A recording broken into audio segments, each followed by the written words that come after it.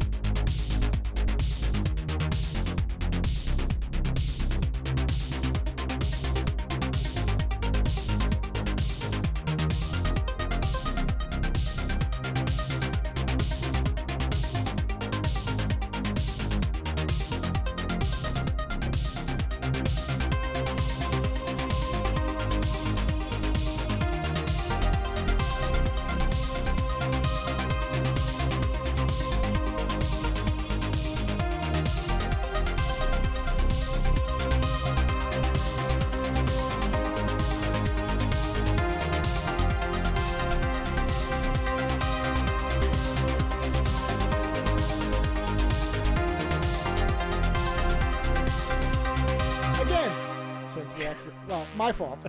I had been recording nothing this and then stopped it. No blame has to be laid here. No, I was just asking if we were actually recording this time. No, we are. We were sort of recording the first time. I just stopped it for a second. But we started over to get this clean because I accidentally apparently tapped the button twice. So anyway, now that we are recording normally, I'll say it like that because we were recording before. It was just not correct. Now that we are correctly recording, I will start off with our usual promotional segment. Yeah, promotional. Yeah. Promotional, which is thankfully very brief now for anybody jumping on new. If you haven't been around in a while, you might remember that the promotion segment used to go on for a bit, but now it's very simple. If you'd like to support our show, it's easy. Just go to supportourshow.com, and that's all you have to do. And the only thing that's not there is, as far as I'm aware, typing in 5 letters, Ozone, will get you 2 months free on Libsyn, unless something has changed and I haven't been informed. Thus ends the promotional segment. Question for you. I doubt you know anything about this. Yeah. Because you're not as connected to stuff as I am, but you may have seen something. You're aware. You and I are plugged into very different streams of information. Yeah, but I doubt you. Okay, well, you know this I think you know. There was a new iPad released, right? You know about that. Yeah, is this about the ad? Oh, yeah, so you know about the ad. Okay. Had you seen the ad before you started reading all of this? No, I didn't even give 2 shits. Okay, well, it's interesting. So have you watched it at all? No. All right, I'm going to say watch it because I'm curious on your thoughts on this because I did see that a lot of people got pissed off. Okay, well, I did and I have to cover this because I did a teaser in my 5 about it where I said I'm going to talk more about this on Friday. Because, all right, so send it to me. I'll watch their advertisement for you. Well, it is interesting because I don't think the uproar is the interesting part of it. As usual, that is not the thing that fascinates me about it. But here, I will send this to you. So here's the article. And the actual ad is, did they have to remove the link? Did Apple make them remove the link? Oh, well, okay. They changed it. Now it has Apple's YouTube channel, so you have to click it and go to it. It was embedded. So that's interesting. I bet they got a note from Apple saying, take that out. So as Lando watches the ad, I will recap. Wait, hold on. So can I get to the ad off of this? Yeah, see where it says Apple's iPad. I see, yeah. All right, hold on. Right. All right, yep, go ahead. Okay, so as Lando watches this, there was an iPad event last week in the last couple weeks. I don't remember what the timing was.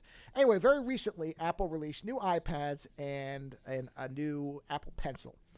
And the big thing is that it's an OLED and that it's exceptionally thin.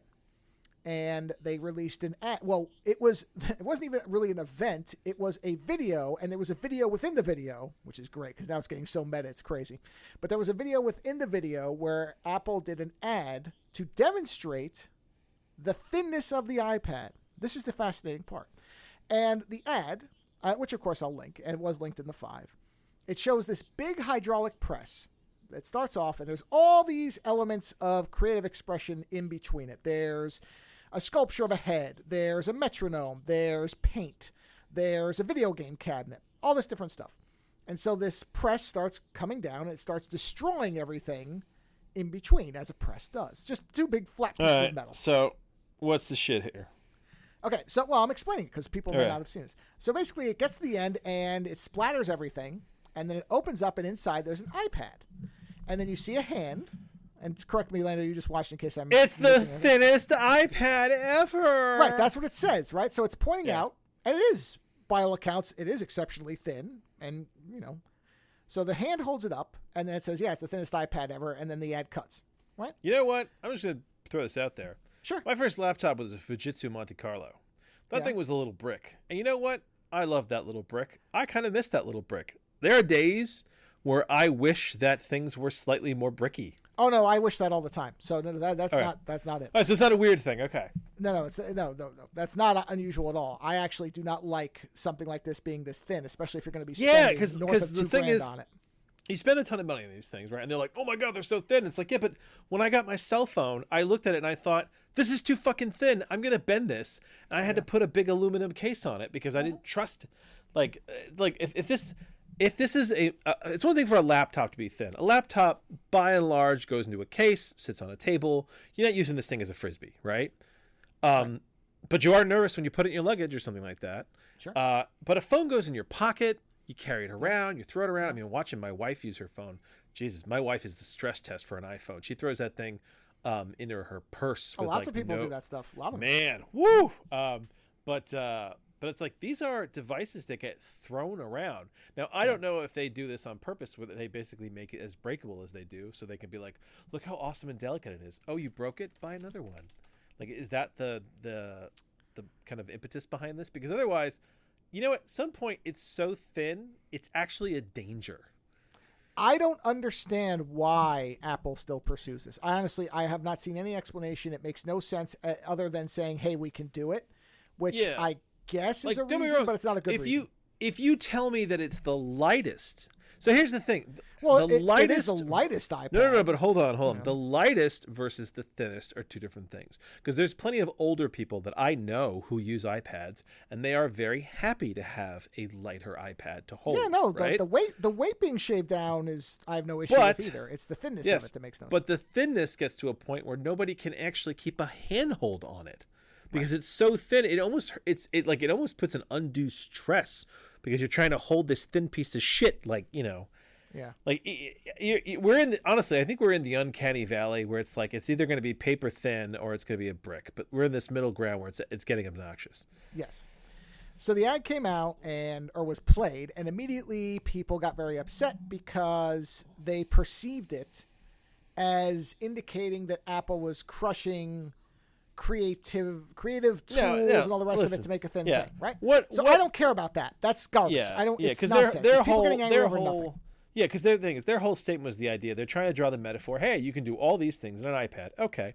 Also, there have been people... Stop. Yeah. Because now you're getting to what to me is the interesting part is how bad of an advertisement this is. Okay. Because it tries to have two messages and fails at both. That's the thing where people are getting upset. Whatever. Number one, Apple doesn't care about you, so get over it. But the fact is, why they would make this ad seems driven to anger people, and it's further evidence to me that Apple has lost their ability to market. This is a baffling ad to me in just its messaging, because here's the way, and I thought about this, I was like, there's such an easy way that they could have made virtually the same ad. They wouldn't have had to change anything and add one thing at the end, and all this would have been nothing. They could have avoided this. And if I can think of this, and they didn't, it tells me something. So same ad, change nothing, right? Until the press opens up. There's the iPad still sitting there. Hand comes into frame, picks it up, and has it facing you. As opposed to the thin part first, it's facing you. It picks it up facing you. On the screen are all the things that it crushed, right? Yes. Oh, yeah. Turn sideways, and then they all come out of it, and then another hand comes in with the pencil and starts like shading in the sculpture and says all of this in something thinner than whatever, a magazine, a book, whatever. I mean, that is another angle that you could have gone. But that solves all of it. It solves it all. I'm aware. But listen, obviously somebody in the marketing department was watching that YouTube channel that just crushes things with a press. and was like, you know what? People watch this shit. Why don't we just do that? And they were like, yeah, that'd be really neat. We'll just crush that. I mean, man, that was a really big press. You got to admit that thing was gigantic. But Well, I mean, the idea, the funny thing about this is that it's what seems stupid to me is the metaphor that they're trying to say, that I think they're trying to say, is like you can do all this.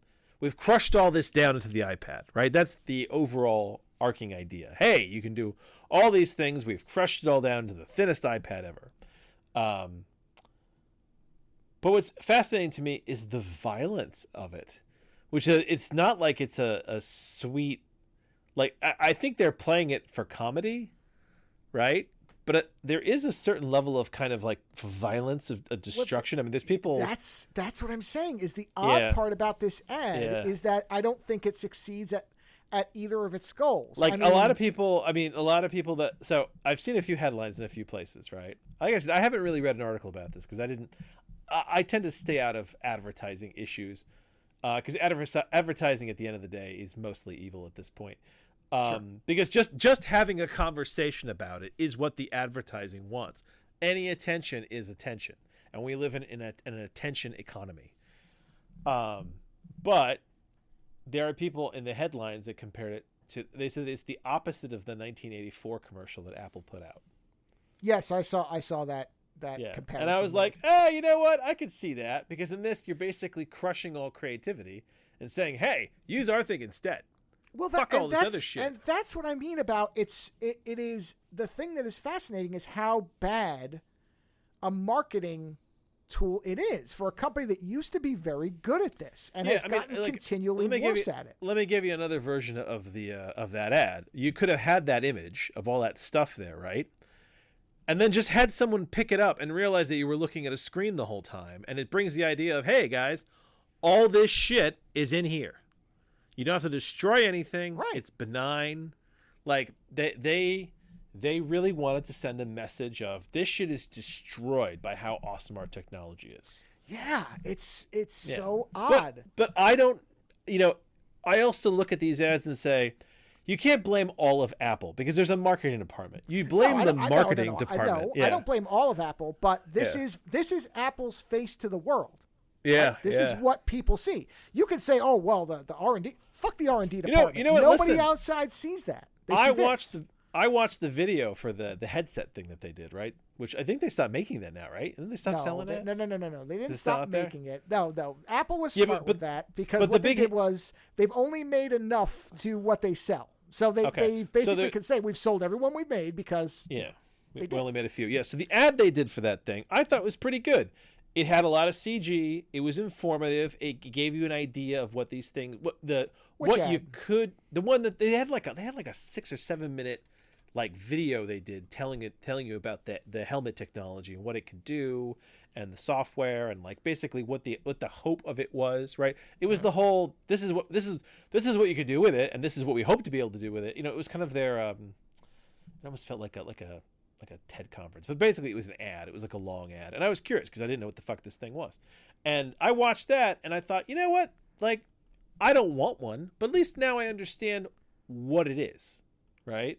Sure. And I don't mind those types of ads. Let me know what it is. And you know what? If they did more iPad ads where they specifically point out to you, hey, this is why this one's better. So far, but they can't. They can't because it's not that much better. iPad. No. Well, it's not that. In fact, what's the joke of the iPad the whole time for most people, not me because I don't use it like most people, but for most people, they don't need it. Well, sort of. Well, it depends on what you mean by need it, but the iPad itself, the hardware, if you get into especially the higher end, is so overpowered for what iPad OS can do. That everybody has said we don't need better hardware. The hardware outmatches the software by far. Yeah, and so everybody's been saying you have to improve the OS. It's not the hardware, dummies. It's the software. And they keep just putting faster and faster and more store. But the thing is, I was listening to commentary by somebody who does a lot of work off various machines, and this individual said The problem with the iPad is I can't count on it because unlike a laptop, because this person has a Mac and an iPad. Yeah, no, hold on. I get that completely. An iPad is a satellite device, and you cannot trust a satellite device. Yeah, because there might be a scenario where you have to do something and you don't know that the iPad can do it. Whereas with a Mac, again, because just by the virtue of sideloading or being able to install things off the App Store, yeah, if you suddenly need a piece of software that Apple doesn't support, you can get it. You can't do that on the iPad. Yeah. You can't do that on the iPhone. Hey, you know what? Hey, listen, you can still plug a disk drive into your computer. I did it the other day. Well, that file management is probably one of the biggest complaints about iPad OSs. And a lot of people said, why don't you just let it run Mac OS and make because I think the problem that they're having is that then it's basically a flat laptop. And if it's a flat if it's a flat laptop, do you really need the laptops? Well, do you really need the iPads? I wonder if it's a marketing issue for them. They sit there and they go, well, hold on, if this is just a laptop, then what's the difference really between these two? But to your point, and this reinforces my assertion that Apple has lost their ability to know what marketing is. They made those commercials where the little girl was using the iPad and somebody said, oh, is that your computer? And the response was, well, it's a computer. And that was supposed to be clever. But in fact, it was pointing out this very issue, which is they've made something that they market as a computer, even though they won't call it that. They're saying it's equivalent to a laptop. Computer. It's a computer light. Well, also the fact it only has one port. And even their Come lowest end laptops have two. even humans have 3 ports. Come on, guys. No kidding. So but this is my larger point. Is people got upset about the creativity angle, and I'm like, forget that. That's not the interesting thing about this. That's just what's interesting is this is a company that, and I do feel like this is the thing, because a lot of people when Steve Jobs died said, well, what will happen to Apple without him?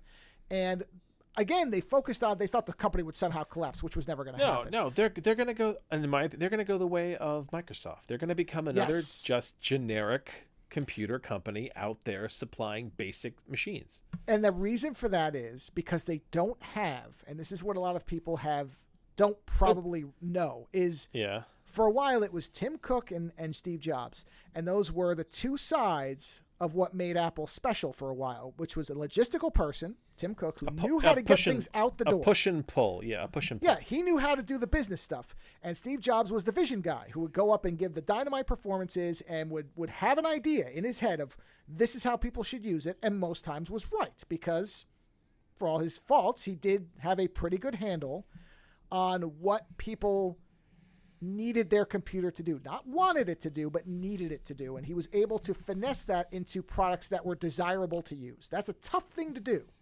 That was a skill he had that most people don't. And then he didn't worry about the business side because Tim Cook was there to do that for him. And then Jobs died. And then his natural successor, which was Johnny Ive, went off the deep end and went just basically insane, making terrible design decisions, and they didn't have anybody behind him because those aren't people you just pluck off a tree. And so Tim Cook has run this thing by himself essentially, and nobody has been the Jobs or Ive replacement. And without that, I don't know if Cook would really want to have. I mean, once you have absolute power, it's hard to share. Well, that may be. I don't know anything about him personally, beyond what we find out in marketing materials, which is nothing. So you may very well be right. I don't know. But it does reveal what the difference is now. That is the true loss of Jobs. Not that the company would fold, but listen, that Dell, vision aspect is missing. There was a point in time where Dells were fucking everywhere. Dell was the computer that you got. Everybody orders a Dell. Dell. Let me tell you something. Dell still is everywhere. It's just that nobody says anything about it. No, I know that, but here's the thing. Dells are everywhere, right? Yeah. But they kind of slid into a different market. They aren't necessarily every college kid's laptop anymore. There was a period there where everybody had a Dell. Everybody had a Dell computer in school, like as a personal use computer. Everybody had a laptop. Everybody had a desktop. It's kind of like Gateway. Gateways were fucking everywhere for a while. And then what happens is these companies, they slide off into whatever their niche is. And Dell is like a huge business company now, right? Yes, that's the thing is that what they did was, I think wisely, Dell realized that the consumer end was going to drop off, and they just stuck with doing enterprise and business, and they've been fine that way. Yeah, and the thing is that So- Dell is not a shiny company. They're not going to make No. iPads. No. They make basic, hardworking computers. As stylish as they get is their Alienware line, which is for power like gamers, right? Those are still very funny, and they look hilarious. But beyond that, no, you're mostly dealing with and honestly, I don't even see Dells at Best Buy anymore. I still see Alienwares at Best Buy, but not Dells. And I know Dell is around because I always hear good things about them, but they slid off from what they were. And that's what happens with a lot of these companies, is that they just slide off from what their popularity shifts, and they realize the places that they can go where they'll still be effective and make a lot of money. And that is where Apple will go. Apple isn't going to be the shiniest forever. Somebody's going to come up at some point or another. Some company is going to come up with a phone that's sexier than the iPhone. And even if it isn't better than the iPhone, as long as it's sexier, people will use it. Because, I mean, if we've proven anything about humans, we love viral sensations. And a lot of people are susceptible to it. Well, two things. For Dell, Yes. what I think the interesting part about Dell is where most people actually see it is their monitors. See them all over the place. Dell monitors with that big Dell circle on the back. They're everywhere. Because Dell makes excellent monitors that are well calibrated. So you see them in You know what? TV and movies all You know over what? the I place. think, I think I do still have a Dell monitor. No, Dell's monitors are, I would say, their best product. By far, outside of, specialized enterprise stuff. But as far as a Yeah. basic machine or whatever that a consumer would Yeah. buy, Dell monitors, by Yeah. far. I have a Dell monitor. It's Basic, great. hardworking machine, yeah. Yeah, and Yeah. almost every monitor at my place of work, almost every single one is a Dell monitor. I don't know that I've seen anything outside so of maybe a they- few of the high end Apples and a couple other Yeah. ones. So but maybe that's it. they survived. Where's Gateway? Yes. Well, yeah. Is Gateway still around? Gateway also was heavy in like local retail. I mean, they got eaten up. Hey, But as far as HP. Apple- What is HP up to? Oh no, HP is still around. Let me tell you something. I know, but HP they're is still mostly around. doing printers now, aren't they? Well, I haven't they've been seen- acquiring a lot of different companies. They own. Have they? Okay. They own Poly, the phone manufacturer, like all the conference. They acquired that. They're acquiring stuff. Now, as far as Apple, I think their next thing is going to be when they have the Vision Pro and a pair of Ray-Bans. When they get to that, then that will be their next big thing, because that will be the transformative end of Vision Pro. It just won't be this Yeah. version, and That'll be the time where everybody decides to disconnect from reality, and it all becomes altered this and altered that. sure. Man, I had a weird conversation with my son recently. There's a song that a young woman did. It's Olivia something, I remember. It's a song called Jealousy, Jealousy, right? I read about this in an article about social media and how she had written this song. And it's basically about how social media makes her feel, right? And it's about how it makes you feel jealous, and you realize that you're being illogical, but you're jealous of all these people that you'll never meet. And like it very much sums up the entire Instagram, TikTok anxiety that young people feel, right? And I was really curious about this, and I was like, okay. And I listened to it, and I was like, okay, that makes sense to me. What this young girl is saying, and I played it for my son, he's the older of my two little ones, and he's going into that kind of age bracket. But he doesn't have a phone. He doesn't have a phone, and he still has very limited computer access. He has access to the PlayStation and shit like that. But otherwise, like, I'm kind of keeping him on. I'm letting into the world slowly. Like, he uses computers at school whenever they need to, but otherwise, like, he has kind of very limited internet access, and he has no social media, right? So I had him listen to this song, and I was like, this is this song. This is what this song is about. Listen to this. Tell me if you understand this at all. Like, because this is something that is more prevalent to you than it is to me. And because he doesn't have social media and he's not plugged into that, he looked at me and he was like, what the hell is she talking about? He's like, this sounds awful. And I was like, okay. I was like, so this, like, this doesn't pique your interest at all. And he was like, no. He's like, she sounds miserable. He's like, what's going on with this? And I was trying to explain to him that, it's this kind of, the popularity contest, the jealousy that you want to live the lives that these people project. And he completely did not understand it. And for a brief moment there, I thought that I was actually doing pretty good as a parent when it came to fucking internet sensibilities. Because I mean, there's kids his age that are like already near suicidal and depressed because they've been sucked into the internet of things and wanting to be these people. Whereas meanwhile, my son was having a hard time with oh god, what is the game he's playing? Overwatch. He's playing Overwatch 2. He was having a hard time playing people. So what he did was he went to play the AI, and he has systematically set the AI to like a harder and harder level. So he's playing it at like super difficult now. But the thing is, an AI is always easier to play, at least in games like these, than people, because people are devious and clever and they do mean things. Whereas the computer is always very straightforward. And he's like, you know what? I don't need to play people. I'm happy just owning the computer. And that's what he's done. He's fantastic against the computer. And I see him just like owning it and getting like team kills and being like, yeah. And he's like, and I'm like, you know, you could play people, you know, if you're not challenged enough, you could play people. He's like, no, I'm good. So I don't need to play people. He's like, you know, I mean, my kids don't curse, but the tone they take, he's kind of like, fuck people. I'm good here.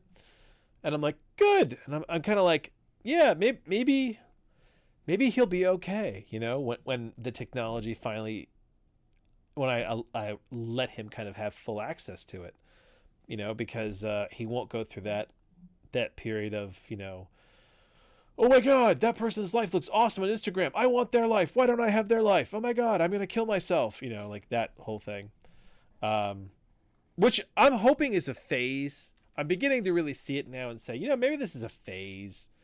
And, you know, in a decade, people will look back and be like, you remember the social media craze and everybody was fucking nuts? Because, I mean, like, people aren't on Facebook the way they used to be Facebook. You know, like it's much older people now. It's not, and a lot of businesses, it's not the young, like, young nuttery that it used to be. Like, I feel like a lot of younger people now are on Instagram and TikTok. And, I mean, not you, because you're not allowed. No, banned. Not shadow banned, just banned. Just banned. Yeah, you know what? That's what happens when you do the talking penis puppets for 5 minutes on TikTok. Really? But but it's like, yeah, I think that's where a lot of young people are, and it's like, well, that at some point that will become uncool as well, because that is the way things work. You know, you do it until your parents do it, and then hold on, you're like, that's not cool if my parents do it. Like, Facebook's not cool anymore because your parents are on there. Your aunt and uncle are on there. Your grandparents are on there. You know, and that's why fucking I always call them MySpace. Facebook is trying to like expand into these other areas and stuff like that, because at some point or another, they're going to stop collecting as much data as they do, and they're going to have issues. So they need to, expand.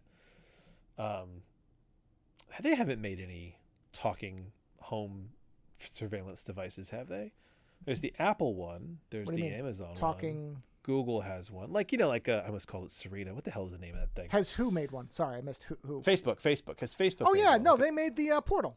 The Meta Portal. Oh, the Portal. There you go. They have one, too. Well, actually, I think it was called... I don't know if it's still in existence. I think they canceled it. Oh, no, I'm sorry. Here it is. The Portal Go and the Portal Plus. This is 2021. So, they may have retired this. Yeah, so the thing is... But they did. It was the one that followed you. It kind of rotated. Oh, no, there it is. Meta Portal devices are no longer available, so they stopped. Oh, there you go, yeah. So, probably because people went, oh, no, what are we doing? Yeah, right. All these companies have to either shift or expand or do something, because everything becomes uncool. And that is a nice thing that happens in reality, which is... the stuff that we found cool when we were kids will not be cool to our kids, and likewise their kids. They advance beyond it. And so TikTok and Instagram will be considered fucking, asshole when those kids become parents and their kids get older and look at them and go, what, you were dancing on the internet? What a jaghole, and like, it's just very funny, the kind of the way we're going. But I did feel kind of content with the fact that my son could not understand this negative aspect of his age group. It was something that was beyond him, and I was like, yay, it's like a minor success. Okay, minor, because I'm sure I'll find out down the road I've made 50 other mistakes, because that's parenting in a nutshell. Sure. Yeah. But yeah, so it's a puzzle. It's all a puzzle. Speaking of people doing weird and stupid things, did you see that they're putting guns on those Boston Dynamic drone dogs? Well, they were always going to.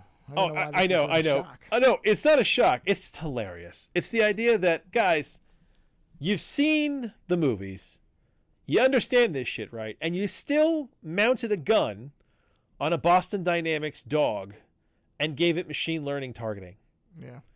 And their only response was, well, humans have to sign off on the final shot. And I'm kind of like, for how long? How long till somebody hacks one of those things and lets you shoot your neighbors through Facebook?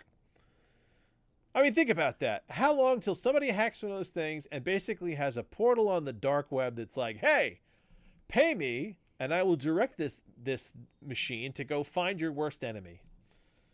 Yeah. I mean, it's laughable. I know you're like, well, you had to expect it. Yeah, I did expect it. But the point is that it is so laughably expectable. It's so stupid that they had to do it. And you see it. And at the same time, you see that they did that. Was it like a puppet that they put on that other one to make it look like a dog? That was hysterical. I know, but here's the thing.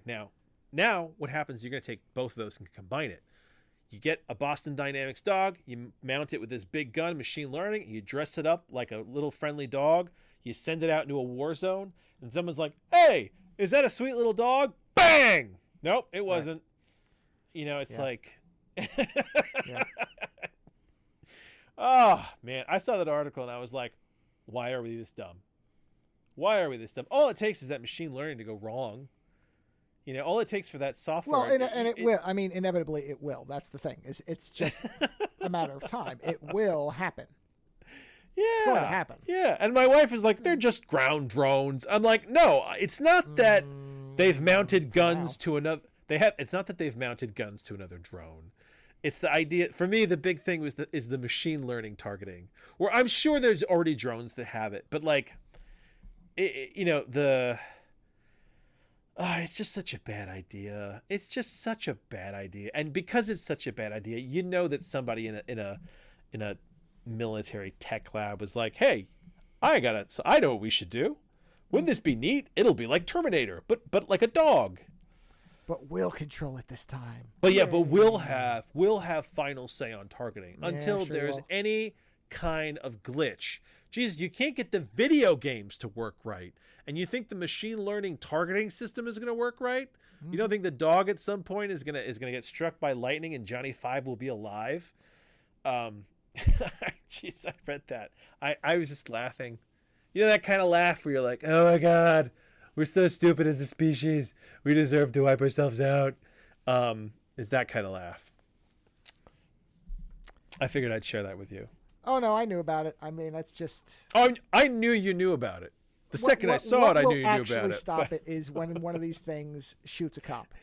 No, when one of these things takes out the bad guys and the good guys, and they're sitting there going, oh, whoa, did it just kill the entire SEAL team? That's what I mean. It's not when their own people get killed off, yeah. Right, yeah, when one of the good guys gets killed. What's more worrisome to me is when they send this thing covertly into a war zone and they gun down a whole crowd full of kids. You know what, though? The thing that is going to happen is it is not hard to stop one of these things. They say it isn't. It actually is very easy. Oh, no. They're going to camo it. They're going to dress it up like something. No, and that'll be the part that screws you. Because that listen, is going to last. What is your reaction to a friendly looking dog coming down the street? A friendly looking dog. Well, if I'm in a war zone, there are no friendly dogs. No. But if you're just but if you're not in a war zone, if you're just walking down the street, let's say you're in let's find a country that's middle of the road.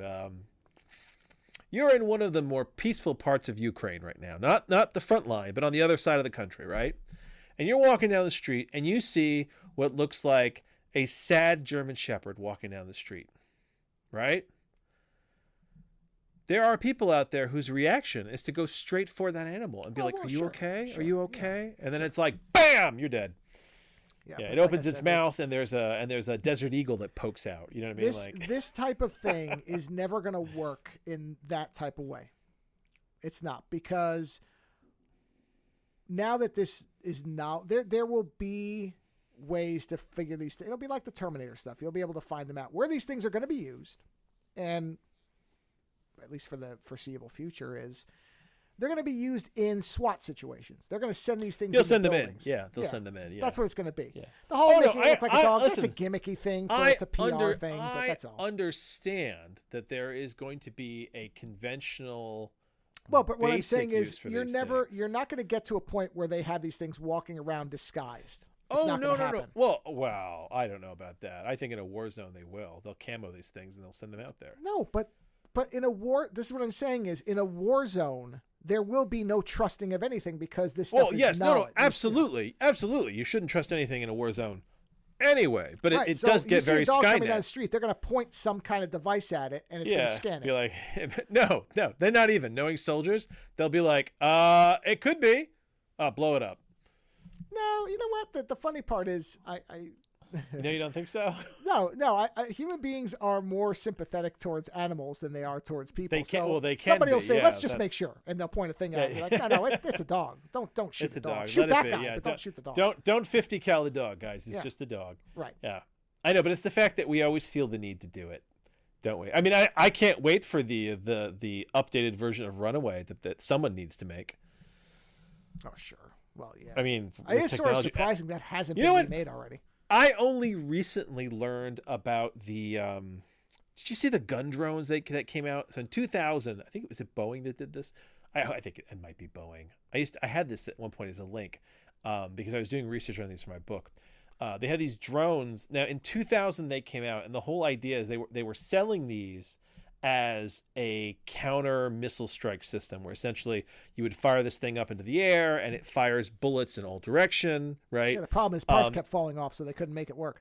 Well, hold on, and it would like basically shoot down. It's a Boeing joke. Well, yeah, I know, but this is 2000. This is before that. You think this started recently? Well, come on. Either way, listen. So they had this technology. I recently saw videos of it because I didn't know they built these things, and in the videos, right? They don't have these things flying into the air, right? In the video for these things, they have these things hovering up into what look like apartment blocks and firing in every direction like a fucking spatial gun bomb. It's like a death blossom for the like it is exactly like a death blossom for urban warfare. And I saw this and I was like, okay, I understand what you're selling this for. I understand what your concept is. But anybody who watches this fucking video that you guys made is going to sit there and look at this thing and go, you know what I'd like to do with that? I'd like to send that into a building where my enemies are and have it shoot everything. It's downtown Death Blossom. It's great. It is. Yeah, I used that in my book. Somebody threw that through a window and tried to dismantle an entire room in seconds. And it's like, yeah, that technology already exists. That is like so devastating. And the thing is, if I've had the idea, there's 1,000 other people out there who already did have the idea. Sure. And that's the thing. This is like Rule 34. If you're sitting there going, has anyone made anime of Wonder Woman and She-Hulk fucking? You're like, oh yeah, they have. Lots of people have. There's tons of art out there, right? That's how it is. If you've got an idea, other people have already done it. It's the same thing with murderous death technology. If you're sitting there going, that looks like a urban death blossom, that there's a bunch of people out there that are already going, that's an urban death blossom, and damn it, we can market that. So it's like looking at guns on the Boston Dynamics. I'm like, it's not that you're just waiting for someone to do something even worse with it. I'm waiting for the humanoid ones, the humanoid drones. I mean, that's the thing. That Boston Dynamics has got the upright droids that they're working on. Elon Musk has got a hard-on for a robot for years now. The biggest problem with the humanoid ones is they're so far from being able to walk naturally that there's trying to make them look human. Oh, that's why the new one doesn't even have a human face. It's just got that circle on it because spider bots. That's the real thing. When they say fuck it and they just start doing spider bots, those will be scary. Because honestly, that's the dog with a couple of extra legs. Yes, what I mean. The dog bot is scary, but you put a couple extra legs on that and mount a big heavy gun on it. Mobile tanks, man. Little mobile tanks. Oh God, the future's gonna be weird. So yes, and the machine learning thing. Makes me wonder if there's a reason they haven't put more legs on that. Maybe it doesn't work as well as we think. Maybe it's too many. It's too much to orientate. That's what I'm wondering, because you would think that would be the natural thing to do. Well, yeah, I mean it does feel like it. Hold on, let's see if they've done a test model. Is there a Boston Dynamics. Spider drone. Oh, Spider-Man Homecoming movie. No. Oh, no, geez. they don't seem. They seem pretty set on 4 legs.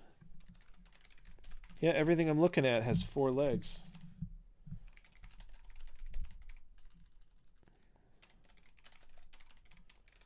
I'm asking, why doesn't the Boston Dynamics robot have more than 4 legs? Is there anywhere? Yeah, and that the new Atlas robot that's got the circle for a head. You know why it doesn't? Why it only has a circle for a head? Yeah, because that's where you put the cannon. That's a good reason. Yeah. No, it doesn't look like they've. Yeah, I don't see anything where it's got more than 4 legs. So I wonder if there's an engineering reason for that. I don't know. It's too many legs to because you would just think that would give you more terrain ability, but maybe there's a converse end to that where when you have that many legs, they run into each other. I don't know. Maybe you have to space it just right for it to work. Yeah, I don't know. I'm not sure. It's interesting. Funny. If anybody knows, I'd be curious. I have no idea. Yeah, and the funny thing is, there's these string of ads recently that have come out. Have you seen these where it's like, staying in the realm of advertisement? I'm forced to watch these because so many fucking streaming companies now have decided to say, "Fuck it, have some ads." It's for a company. You're paying? Have ads anyway. Yay! Yeah, it's a company that's all about investment. But then what they do is they have somebody doing something, and then they have a technology that starts being really creepy. But then it like does something nice. So there's one where a woman's about to leave her house. And she's like, "Okay, Siri." I was gonna say it's not Siri, but we'll say Siri for the sake of this. She's like, "Okay, Siri, I'm heading to the gym." And Siri's like, "No, you aren't. You aren't leaving." And they do it in like a sinister voice, and you're like, "Uh-oh." And then Siri's like, "You've forgotten your protein drink." And the woman's like, "Oh, thank you so much, Siri." And she goes to gets her thing, and she runs out. And they have a few of these where it's like sinister robot, and you're like, "It doesn't have to be, guys. Invest in the future." And you're like, "Yeah," because it's a joke because it's so commonplace now that you see new technologies come out and you immediately go, "Oh, well, how are they going to use this to kill lots of people?" You know, machine learning. You can make really stupid portraits that don't get the hands right, or you can target your enemies. You know, so it's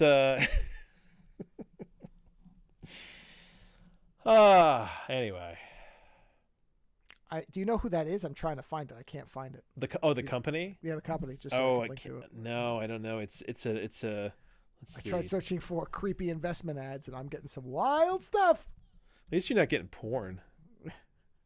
Well, depending on how you look at it, because okay, I will agree. I'm not getting outright porn, but I am getting things like I'm going to link you here, which is apparently a real vintage ad of a little girl, and the bold text says, "Eating out gives life a lift," and it's this little girl with big wide eyes and a piece of meat. Hold on one second. What the hell have you sent me? Yeah. Jesus, that's kind of scary. There are some really funny, I will say, for people, porn free. If you go look for weird vintage ads, there's really, really funny stuff because, you know, the phrasing was not always something that was. Well, you saw the thing about the first Dr. Seuss book was called like Dr. Seuss's boners or something like that. Yeah. And it's because a boner used to be the slang word for a blunder. Yes. So like it's a book of blunders, but because of the lingo of the day, it's the book of boners. Yeah. There's all kinds of stuff like that. No, I can't find it. Funny. Oh wait, is this it? No, I can't find it. I see these ads all the time. They come up and I'm always like, "Oh, fuck you." I'm sure some people know what you're talking about. Yeah. What was the other? Oh, you know what? I had something else I was going to talk to you about. Oh, yeah, I had something else funny to talk to you about. Have you ever heard of something called cryodynamics? I don't think I've never heard the phrase unless I've heard it in a different way. Okay, Cryodynamics? Yes. So, cryodynamics. Area of research integrating cultural evolution, ergonomic history. Is this it? Yes. Mathematic modeling of historical processes during the was it the longue durée? I can't even say that. And the construction and analysis of historical database. Basically, what cryodynamics is taking historical events, historical it's a boner of a name, I'll say that. yes, it is, right? and essentially trying to arrange these historical events into scientific patterns to see if you can start to see patterns in the behavior of cultures, groups, countries, like Oh, across okay. the across the big picture, right? Sure. Pattern recognition for culture. It's pattern recognition on a Okay. global level, right? So this came up because I was reading an interesting article about how, so I guess our anger level has been going up as a culture. No, it hasn't. Says who? Yeah. So like every year there's more instances of road rage. Every year there's more anger in workplaces. Like the anger level is going up, right?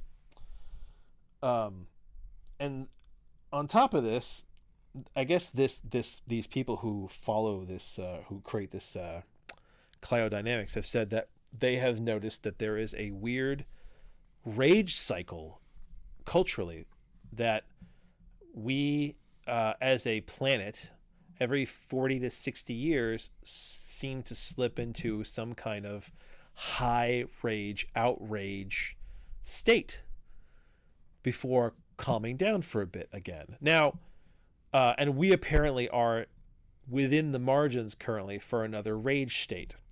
Now, what's interesting about this is that it's not always bad rage. So not all rage is bad. So and they give examples of like the civil rights movement.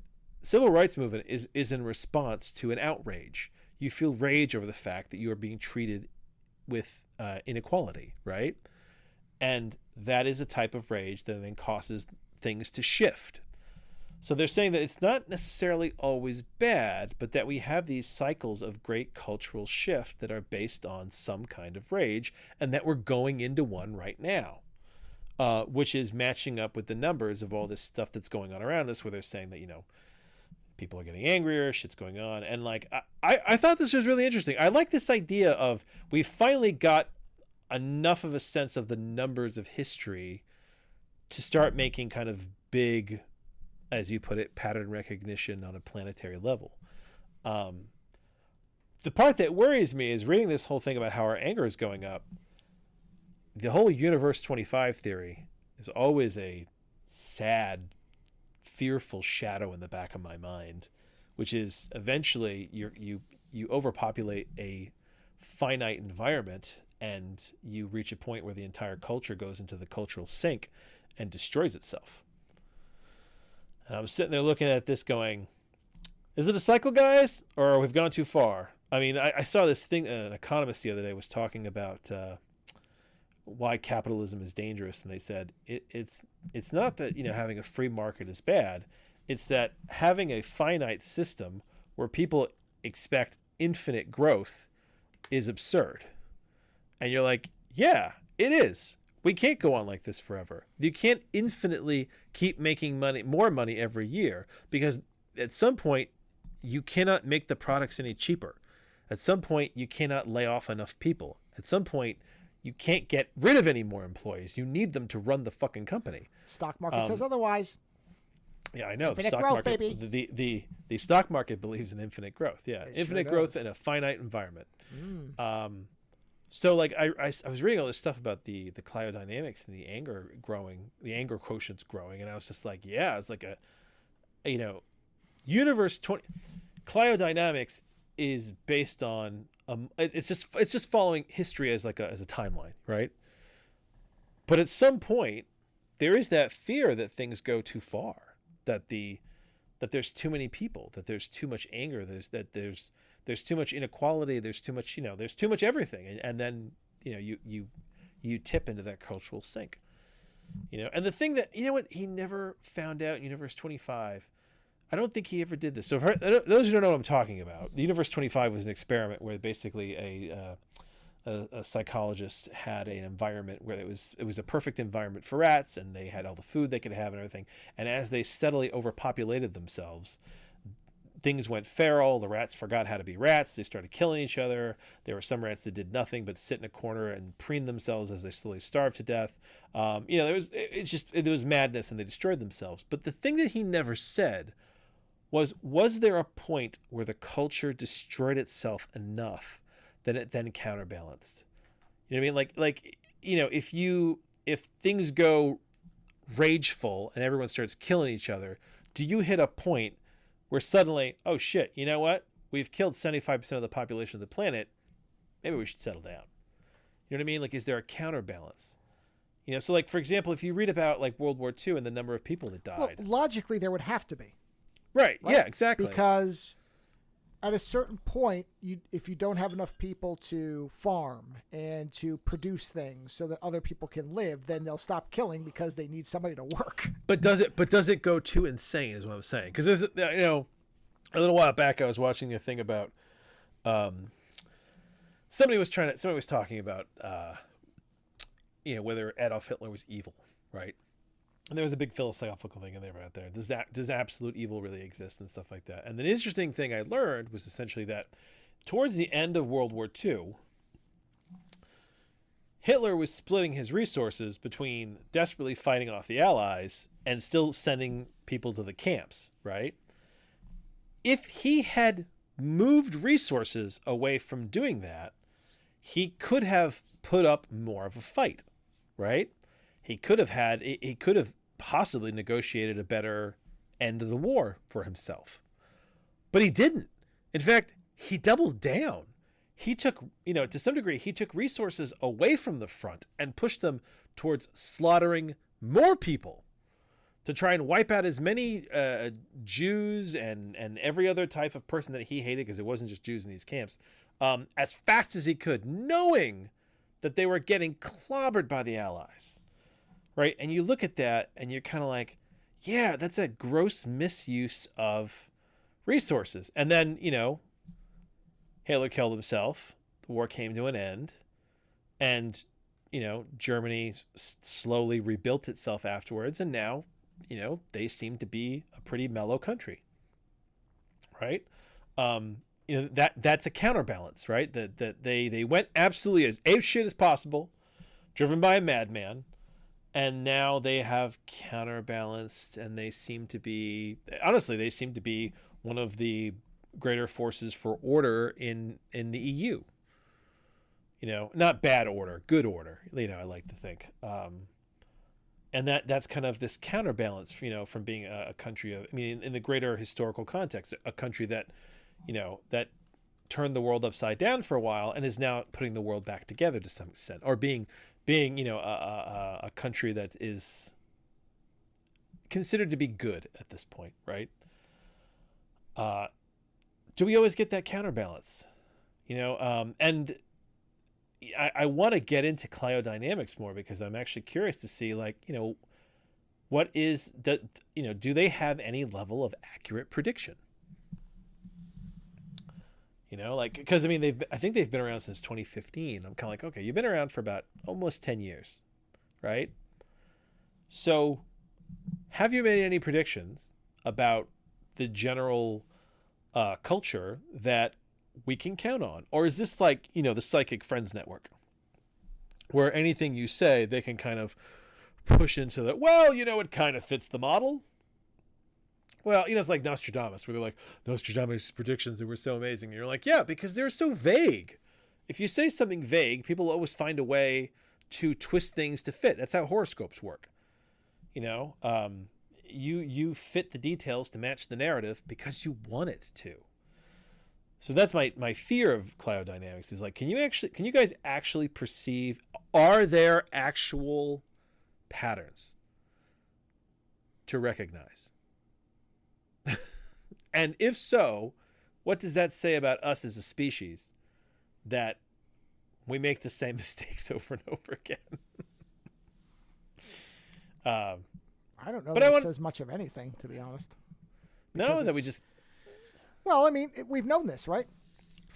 Those who forget the past are doomed to repeat it. That is the indicator that we tend to do the same things over and over. If we don't recognize that we tend to do the same things over and over. So the patterning, it would not shock me Yeah. if there were patterns to some of it. Whether it's something where you can dial it all the way down, that's where I think it probably has some No, doubt. I don't think you can get specifics, but you can sit there and go, hey, But guys. in broad strokes, I mean, we've seen this where you see, populist people start to become, as civilizations and countries stagnate, they tend to start doing certain things over and over and over.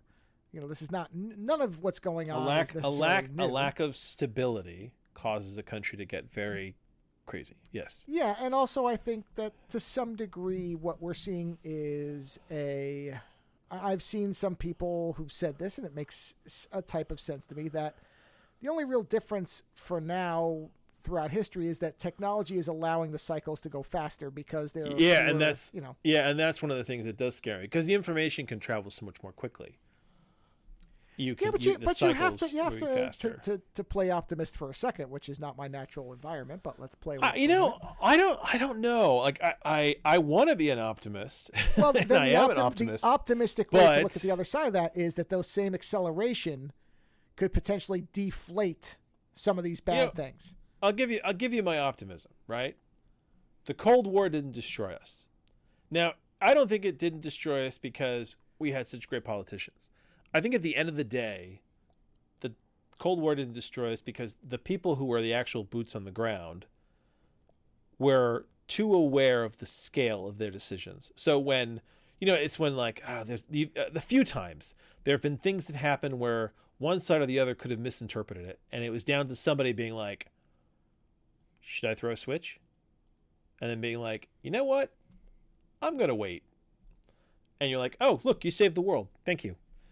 And I know there's one Russian example where something happened that was like a training exercise and it was misinterpreted, and this guy could have basically started World War III, and he did. Well, sure. I mean, those types of things happen a lot. And that's what I'm saying, is that is my optimism. That there are, at the people level, there are still hopefully people who are aware enough and logical enough to be like, you know what? Maybe let's not start World War III. Yeah. Groups are crazy. Politicians are nuts. But the individuals on the ground hopefully will be able to make things keep us from going over the cliff. Sure. Hopefully. Maybe. There's my optimism for you. Yeah, that's what I mean. So, it would not surprise me if there were patterns to things. Like I said, it wouldn't shock me as far as what it actually means, and whether those the interesting thing to me would not be the identification of patterns. What would be interesting to me is the historical deviance of the patterns, meaning, do we see that, for example, as we see the kind of highs and lows of the way that society moves, do those highs and lows start to taper off in a positive direction, or are they always equal? Are they always going up and down by the same? Or is it, okay, from the 20s to the 30s, the up and down were equal. Then from the 30s to the 40s, the upside stayed up 5% more than the last time, where you can see, okay, it is actually trending towards a positive outcome. It may be a rough and long ride, or is it actually going the other way? I don't know. That's where that research would be interesting to me, is okay, there's patterns. I know. No kidding. And the thing is, it's weird to me because I'm still doing that course about. By the way, some of that is dictated by nature itself. Oh yeah, the seasons repeat. Nature moves in cycles. Yes, right. Oh, the cosmos. Yeah. Well, that's what I mean. Is so to some degree you have to sit there and go, yeah, no kidding. We are products of the environment around us. If it repeats, so shall we. But I think it's a good point. Yeah. But the thing that is worrying is, well, yeah, but the planet's getting hotter than it ever was. So the cycle is trending in a negative direction in terms of human life. Yeah, and that is amusing to me. That is fascinating to me, because it's like, do I believe in global warming? I believe in global warming. I do. I do think that we are doing something that's fucking with the environment. But I also know... Wait. Let's be specific, because I don't like that phrasing. Fucking with the environment? No, not that part. That we are doing. No. Human actions are a part of what's going on. Yes, but what I do believe curious about is what is the percentage of it. Well, and I don't know enough to say what the percentage is, but I also know and that's that not the me planet... saying I'm denying global warming. Not at all. It gets phrased often like, well, humans are doing all this. Well, don't do that, because then you give ammunition to the people who are fools and say it's not happening. And it's not just that, it's that the planet has always moved in cycles. There have been ice ages. There have been times where it's gotten so hot in the previous epochs of this planet that the ocean has turned to acid. And that's where the amplification effect of human action in terms of the patterns would be beneficial to know. Because if what science shows us is, okay, over 10,000, whatever, 1,000 years, it goes let's go. up like Just this go and long. down You're like safer this. if you go long, Sure, 10,000 years. It goes up this much and down this much. But we've noticed that since humans have become more technologically adept, the down angle is going further, which means that the rebound is lesser, which means that at some point, this planet is uninhabitable to human beings. In 1303, there was a mini ice age. Yeah. It was a period of regional cooling, particularly pronounced in the North Atlantic region. It was not a true ice age of global extent. The term was introduced into scientific literature in 1939, right? But essentially, there was a mini ice age. The temperatures that were recorded were ridiculously way colder than anything that was recorded before that and since, right? Is a mini ice age. You're like, okay, so this weird shit happens. And like you said, if weird shit happens, if nature is on a cycle, then maybe you're right. Maybe a lot of this stuff is on a cycle because we are animals and we are, I was just saying to you before that I was reading about, we just had, so by the time this comes out, it'll have been a week, but the super solar storm thing that came through. Storm, yeah. Yeah. And I was just reading about how, the solar storm, typically there's solar storms all the time. They're very minor. They don't affect anything. But when you get big ones like this, they can affect circadian rhythms in humans. They can affect anxiety. They can affect blood pressure. We are animals on a planet that's firing through space at high speed. And the only thing protecting us is the atmosphere. And occasionally we get bombarded by very heavy shit. Solar radiation is nothing to fuck with. And I'm convinced that some of that can get through. And when it gets through, I think it can have an effect on us. If the tides of the moon can have an effect, if the moon can have an effect on the tides, and humans are mostly made of water, it must affect us. We don't want to accept that we are animals who are pliable by the cosmic forces. But we are. And if we really are, then yes, you are correct that maybe that is where the cycles come from. Maybe there are cycles of rage because there are things that happen in the cosmos that get people really pissed off. It's almost like, remember that the Isaac Asimov story, Nightfall? The planet that had never encountered. Yeah. Yeah, and here's the thing. On a long enough timeline, at some point the human race will encounter something that it hasn't encountered since since we were all Neanderthals or something like that. You know what I mean? Like something. And that's what you're talking about is exactly what the interesting part would be. So let's take two pieces of a cyclical thing and apply them, right? So let's say that over time we see that there is a warming of the planet and the atmosphere and the environment for whatever reason. Forgetting even what the blame is. Let's just say because it's acknowledged that so far everything is measuring hotter and hotter, right? Yeah. Human beings tend to not like when a variance of temperature gets to a certain point. Now, couple that with the fact that, as you said, apparently everybody's more pissed off than they've ever been. Now start putting those together, and that's where it's like, okay, that's the valuable data. Not that it repeats, people are hot and angry, yeah. The variance of different things happening at the same time. What is the net effect of that? And that's where the data becomes interesting. So that's, that will be where the benefit of this is to identify the cycles. Well, we know there's cycles, but what happens when there's multiples and what happens if they coincide in a way that we know is detrimental to the well-being, whether it's physical or mental of human beings. Well, what is that going to result in? I don't know. Is that why we're suddenly seeing flare-ups of authoritarian leaders in different places? Because people are so exhausted and angry, they just want somebody to lead them and they don't want to have to think because they're hot and angry and tired and have no money? Maybe. I don't know. So, that's where that will be interesting to see what that actually tells us I don't know if that data is out yet. I don't know if there's anything like that. No, I need to buckle down and do some more research on that. Yeah, I'd be curious about that. I mean, I would be. This is a field that I would get into. You know what I mean? Like it's that kind of. Yeah. And it involves so many different aspects. You need to have so many different sort of specialties to get this thing going. But I like it. I like it. It's that's fascinating. Forces. Sure. Yeah. Yeah. But I mean, and the heat thing. Listen, there's a thing I read years ago that basically said, hotter places of the world treat women worse than colder places in the world. Sure. And I thought that was such like a bullshit statement, right? And that makes sense to me. And it's not that they treat them better. It's that areas of the world that are cold are so severe that you almost need all hands on deck. Yeah, sorry. The better work. part, no, that. But the thing as far as places where it's hotter, they get treated worse. That makes sense to me. Yeah, and so like they were saying how like the Vikings, apparently in Viking culture, women. It's not that women were equal, but that women were so important to survival that in essence they were different but just as important as the men. Sure. Because you needed, a lot of the currency was basically cloth, and the women made the cloth. So in that respect, the women were making the currency you were trading with. And when you were off to battle, the women ran the households. They ran the farms. They were authority figures. You know what I mean? Sure. Whereas in the Middle East, I mean, they were. At what point did they put women in burqas and tell them that they couldn't be seen? Yeah. I wonder where that started. What year that began, or is that like something that's gone back forever? I have this feeling, and like forever, but I don't know. And like Hispanic culture is hugely misogynistic.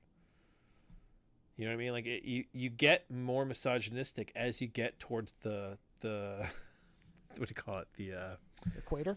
The equator. There you go. I was going to call it the borderline. The equator. Yeah. As The soon as you get terminus. the closer you get to the equator, it's like it gets hotter and Sure. misogyny seems to rise. So, but like I said, and that is a general statement. I don't know if it's 100% true. Yeah, of course. I was going to say, misogyny generally thrives in most places. It just seems maybe to thrive some places better than others. Yeah, it's just in certain places, if survival is so difficult, all hands are on deck. Suddenly you give your misogyny a little bit of a leeway. You know what I mean? Yeah, you restrain it a little less. Hey, listen. Hey, in Russia, during World War II, female and male soldiers were fighting. There was, there wasn't a men's only army. They threw everybody at the Nazis. Yeah. That may be their one claim to fame and all that. Not in the sense of equal sex rights, equality in battle. Exactly. Yeah. Yeah. Sure. So yeah, that's all from my neck of the woods. That's all the weird shit that passed my desk. I shouldn't say that. There's lots of weird shit, but that's the only stuff I wanted to bring to the table. Okay. Well, as a bit of a palate cleanser before we go into my review, I did want to. I brought a little something, a couple little things. Because we mentioned, I don't know if it wasn't the last show. It might have been the one before. We were talking about the Stargate quote that you love so much. And just in case nobody's ever heard it, just for you, here it is, everybody. Oh, wait, hold on. This will blow your ears out. But here, you're going to hear it. But watch the movie, because in context, it's way better. No, it is, but still, you get the gist of it. So let me I'm going to try this at 75%, and I think this won't be too loud. Let's see. You're going to blow my eardrums out. Whoa! All right. Hold on. All right. Okay, that's fine. The nice part is I can fix that in editing. That's the beautiful part. So. Oh, man. Yeah. Hold on till I can hear you again. I'm going to drop it down to 40%. It's hard to judge. So dude, you're like a mad scientist with this shit. This should make a small flame. A minute later, when all our hair is gone. All right, so that was 75%. You want me to go to 50% or lower? What do you think? Oh no, try 40. Try 40. All right, let me go to 40. All right, here comes 40%. Let's see how you like this. Jackson, wait for me. Now you can barely Really? hear it. Oh, yeah, that's you can know. It's because it's not that. It's not the audio. It's the elevator. It's such a disruptive noise. Yeah. Whereas when you're watching the movie, you hear it, but you see it as well. Whereas with the audio of the elevator, It So is. now, I mean, it is the great scene in that movie. Yeah. as I often say, I have those moments from so many different movies in so many different ways. Oh, So I have one here. Have you been collecting them? Well, this is I am starting to collect them, but I chose to launch with one that probably no one would ever predict this film to have a great moment in it like this. But once you hear it, which is Ghostbusters 2 of all things, and the thing about this part is it's Guys all and about Cats Living Together? Which one? No, go on. No, it's not the Death is But a Door. No, it's not that. That's what you would think. But this is all about the setup to a perfect moment of comedic line delivery. So I'm just going to play the whole thing. And it's all about the last thing you hear being the payoff to this. So here we go. Oh, wait. Let me lower this shit. I'm going to destroy yours. Hold on. I just realized I was about to hit play. I'm like, that's at max level. Bring it down. Let me put this one. I'm going to try this at 50%. And you tell me, yeah, if I need to the stop. The elevator was too much at that. Yeah, I think this will be more even because it's all mostly dialogue. So but tell me if it's too loud and I'll stop it. No, I have to hit play. Sorry. Viggy, you have been a bad monkey. Ray, we'd like to shoot the monster. Could you move, please? Ray? Ray! No! I, Ray, and Bingo shall rule the earth. Be gone, you pitiful half-men! Now! It's all about the line delivery of now when he does that. That's the best fucking thing. That timing is so good because it's all this lead up and they're just staring at him and he's like, now! And they just start firing it. I love it. I love it. I think of that moment all the time. Love it. So that has nothing to do with the movie review I bring to you tonight. And it shouldn't have to. It shouldn't. But that's one I think of often is now. It's beautiful. Anyway, I watched a movie. I've heard of this movie for years. And I attempted to watch it, I want to say 7 or 8 years ago when I first kind of started hearing about it. But the only versions I could find were, I thought, unwatchable because of the copies themselves. And that's somewhat true, but it's also because the source material... like the editions, the edits? Well, it was clearly a multi-generationally taped off VHS copy, and the audio was next to... Okay. Well, it was indecipherable. Yeah, it's really bad. Okay. And that is because, even restored, this was a low-budget kind of passion film where at times the audio is just not good. And so there was no way it was not going to be worse by it being only available in low-quality versions. But George Lucas has this foundation that restores films called the Hobson Lucas Foundation or something like that. And they will put money into restoring films that are lost, forgotten, whatever. And so I've heard of this movie from 1962, and it's called The World's Greatest Sinner. And I didn't even know that it hit Criterion, except that I had seen a post by the artist Coop about it, where he recanted this very funny story where he and his wife, and I don't know which wife it was, but it was probably his first wife, because it sounded like it was a while ago, had gone to see this in some small theater in L.A., and over the course of the first 30 minutes, people kept walking out until it was just he and his wife, and they had a blast with it, which is hilarious. They called the World's Greatest Sinner? Correct, from 1962. Okay. The World's Greatest Sinner. Yeah. Okay. So this movie was written, directed, and starred an individual named Timothy Carey, who is a unique-looking individual if you see pictures of him, and you'll hear his voice. He has a very distinct way of talking. And the movie has been called a lot of different things. I think the Wikipedia article has it correct, where they call it a drama film. Because I've seen people say it's a black comedy, which I don't think it is. I've seen people say it's an art film, which I don't think it is, at least not by intention. This is not like Forbidden Zone, where Oingo Boingo was like, we're going to do the weirdest stuff possible because we're weirdo artists and we're just going to make what we want. This feels like, and I made this comparison in my short review, and I'll make it here again, this movie would pair perfectly with Kevin Smith's Dogma. This feels like somebody who made something expressing a true struggle with faith that they were having. The problem is, or not the problem, but what I think gets it the label of a black comedy or an art film is it's not particularly well made because it's very obvious that this person didn't know how to make a movie. Is it That's not. Well, I mean, you're saying is that what a black comedy is? No. I'm saying that this is okay. getting that people laugh at this because there are parts that are badly done, but it's not because there are movies that are. It's not trying to make a joke of it. I just don't think he knew how to make a film properly and didn't have the money. And so there are parts that a black comedy can also be a commentary on something. I mean, reading the description of this, so you're saying that what's funny is not meant to be funny. Yeah, I don't think so. I think Okay. it feels like it's played straight because the essential premise of it. Now I'm going to play the intro in a second, but actually I'll play the intro first because the intro sets up the movie as far as the first thing you hear and see is the devil talking. So this first clip is the devil describing what the movie is going to be. So I'm going to play this, and you hear this voiceover, and you see a snake, just so that you know what you're dealing with. But, I mean, the voiceover gives it away. So the voice is talking as you see this individual, Clarence, and his family, wife and 2 children, and his neighbor, all just being, normal people, just kind of having a nice day outside and, kind of playing around and riding a horse and just, enjoying life. And then you hear this voiceover as we're seeing this as the intro to the film. Oh, yes. This is the place where a simple, average American family lives. There's Clarence, my boy, just like any other male. The only difference is he wants to be God.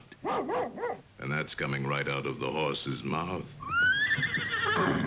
There's Edna, his loving wife, and her brood, following Clarence to the very end. She has no choice. Alonzo, the gardener, Clarence's faithful friend, astute in the art of picking weeds.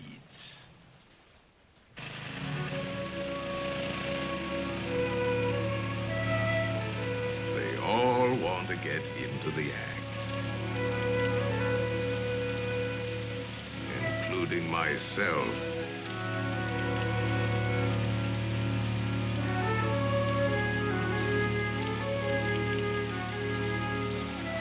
Oh, boy, that Clarence, my greatest possibility since the Apple incident.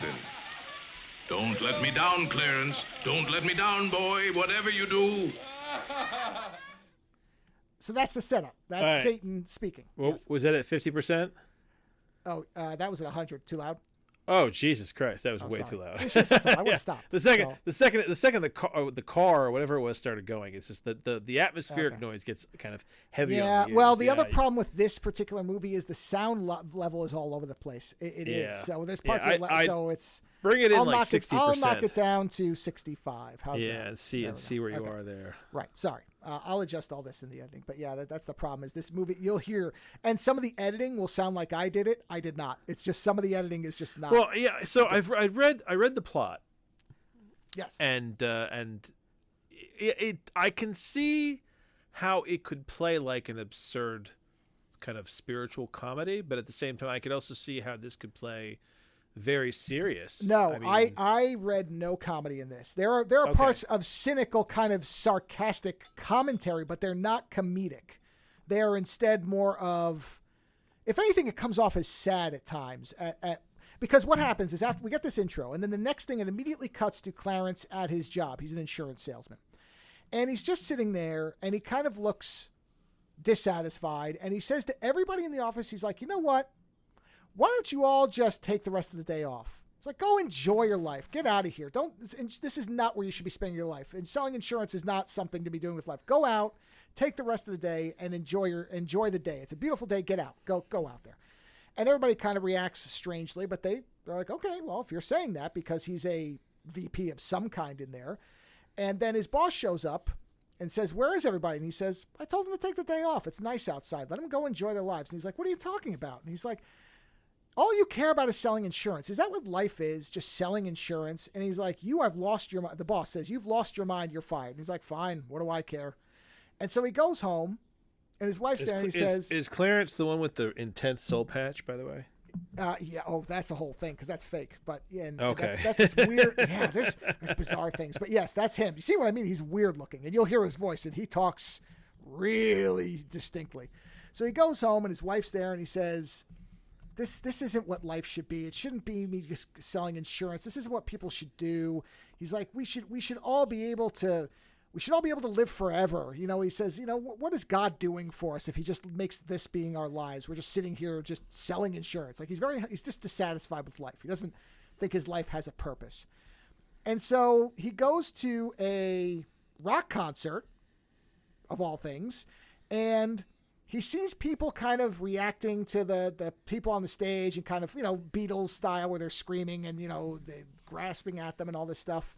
And he kind of watches that and he's like, huh. It's like, you know what? I think I can learn to play the guitar, and I think I can get people to follow me. I think maybe it's time for a new religion. I think maybe we should all be gods. Why do we need a god up there? Why are we not all gods ourselves? What makes God different than us? I'm going to add something because you've mentioned the music now. I'm going to add something to this. The Zappa thing? Yeah, so Zappa did the soundtrack to this. It was his first film score. He was 22. He hated it. He made the music as an intentional parody of the music style of Elvis. Yes. And so that honestly, to me almost sounds interesting, the idea of Frank Zappa doing Elvis parody music. I don't know. I had seen that, and honestly, the music of the movie, it doesn't really say anything to me. It feels generic. I guess you could say that is a parody, that maybe he thought that Elvis was generic. Oh man, I was really hoping that it was going to come off like rockabilly. Well, it is. No, it is, but it's not like, to me, Zappa made weird stuff, and there's nothing, if you told, outside of seeing his name in the credits, I would never guess Frank Zappa. I hate to say it, I wasn't a huge Frank Zappa fan. Well, neither am I, but he has distinctive compositions that I know of, Oh, he there's wasn't dumb of that by any here. means. No, but there's nothing in this. You would enjoy the soundtrack because it feels like straightforward. It feels like the Reverend Horton, he could have done this. That's what I mean. That's what I mean. Well, it's good, but it's not unique. When I hear that Zappa's doing parody Elvis music, I'm like, isn't that basically rockabilly? It is. That's what I'm saying. Is I don't know that point got across. At least not to me. Maybe it's an insider joke to musicians. No, but that's what's funny is you want to add a level of comedy to this movie, right? Like because the movie itself is this guy's own kind of wiles end up kind of biting him in the ass to some extent. Well, the idea that Frank Zappa was like, I'm going to make bad music because, I don't like this movie. And it's and honestly. Yeah, but it actually sounds kind of cool. that feels like revisionist history to me. I don't know that I even believe that. That feels like when this movie came out that it got panned and Zappa wanted to distance himself because the music never comes off as intentional. I mean, unless, again, he thought that just rock music was a parody. Maybe. I don't know. Zappa was a weirdo, so who knows? So basically, Clarence, like I said, sees this rockabilly concert, sees people flipping out, and notices that the guy is kind of doing like... Oh, now, this part does feel like it is based on a combination of Elvis and actual evangelists. You know how some of them will start shaking? They do that shaking thing? Yeah. He sees that the lead singer is doing that and people are reacting to that the same way that when Elvis did his hip thing, girls went crazy. So he kind of puts together that, okay, the physicality is part of it. It has to be a show. It has to be something that draws them in. It can't just be you saying things. It has to be you putting on this idea of something and making a performance out of it. And so he decides to start a party called the Eternal Man's Party, where he's talking about the fact that people can live forever, that they have to let go of the idea of God as this concept and understand that they themselves, if they believe in themselves as gods, can be superhuman and live forever. And so the next clip you're going to hear is him basically out sincerely. Again, there's no indication that he's insane or anything. I don't want to derail you here, but I just found something because of your movie that very much confuses me. So I was clicking on the actor who plays Clarence, right? Clarence is the Leighton guy, right? Yes, Timothy Carey is the actor's name. Yeah. I clicked on him to see if he'd done anything else because he's kind of a weird looking guy. He's very intense. Oh, he's been in stuff. Yeah, he's been in stuff. And that linked me to a show called 10 Speed and Brown Shoe. Have you ever heard of this? No. A con man and an accountant wannabe private eye team up to fight crime. It's a 1980s TV show. Oh, yeah, look at that. It's Jeff Goldblum. Wow, yes, it is. And apparently... This is able to watch. You can watch it for free. It's streaming all over the place. But apparently that guy was one of the extras in the show. That's how I found it. But I was like, holy shit. I've never fucking heard of this. I've never heard of this, but I will now seek it out. I will keep that in the back burner. Right, so this guy was in Paths of Glory. He was in Kubrick films for a while until I guess he just started to hate him or something. So he's done movies, but Anyway, so he goes out and he starts to try to get interest in this. And the gardener that was mentioned in the beginning thinks he's right and is basically his right-hand man. So you'll hear him at points talking. But he goes out, and this is his first kind of going out in the public and starting to speak to him. And in the beginning, you will hear him refer to his boss, the guy who fired me. All he cares about is insurance. You'll hear all that. But the interesting part is listening to this guy talk, because he has this really, again, distinctive way of speaking. You know what? I want to look something up real quick. I meant to look this up. Where is he from? Was he born in New York? Brooklyn. No kidding. You'll hear that right away. Okay, I thought so. But here we go. So just listen to this. And this is him espousing his religion. Again, this is not played for comedy. He's saying it seriously. There's no indication he's mentally ill. Not in the way that you would think that maybe the movie would play it. What it feels like is somebody who has just found that their life, he doesn't find a purpose in faith and God and life. And he just wants to find an alternative to it. And this is his idea of what that should be. The superhuman being will live forever. Ladies and gentlemen, I'm going to show you something that's never happened before. Each and every one of you can be gods. There'll be no death. What a shame. Just living. There goes my boss who fired me. Last week, look at him. All he cares about is insurance. Keep it up. You're doing great, Clarence. What does people care about when there's death? There's only life. Life eternal. Everybody here, follow me, and I'll show you a road to the end of the world. Hey, why don't you get out of here? You kind of guys are always causing trouble. Kind of trouble I'm gonna give you, my friend. You're gonna like, because you're gonna follow me. What a jerk! All right, don't laugh at me. I don't care. I like what you said about death. My old man died too young. Life isn't worth a plug nickel anyway. We'd like to try something different like this for a change. Well, I certainly could have you if you want to. That's right. Something like this is a challenge. All right, just follow me. Hand out the pamphlets, Alonzo. Have a pamphlet. I promise you, you'll be gods. Hey, you. You're blocking my place of business. Why don't you move this carnival elsewhere? I'll give you, sir, more business if you follow me. The eternal man's business. Take your business down the street. Hey, what you gonna do with that guitar? Well, I'd like to make a little speech here if I can, if it's all right with you. Well, all right to me, but there's hardly nobody around this time of the morning. That's all right. I'll work them up. Don't worry. You keep the change. Thank you. It's all right. Good luck. Everybody, Clarence Ilian is here, and he's gonna tell you a little bit about eternal life. I'm not a preacher, and I'm not drunk. I'm just a politician. He hears me. Does anybody else hear me around here? I formed a new party called the Eternal Man's Party. Even if I gotta tell it to the dogs and the chickens, everybody come on up out of your houses. Clarence Ilian is gonna make you a super human being.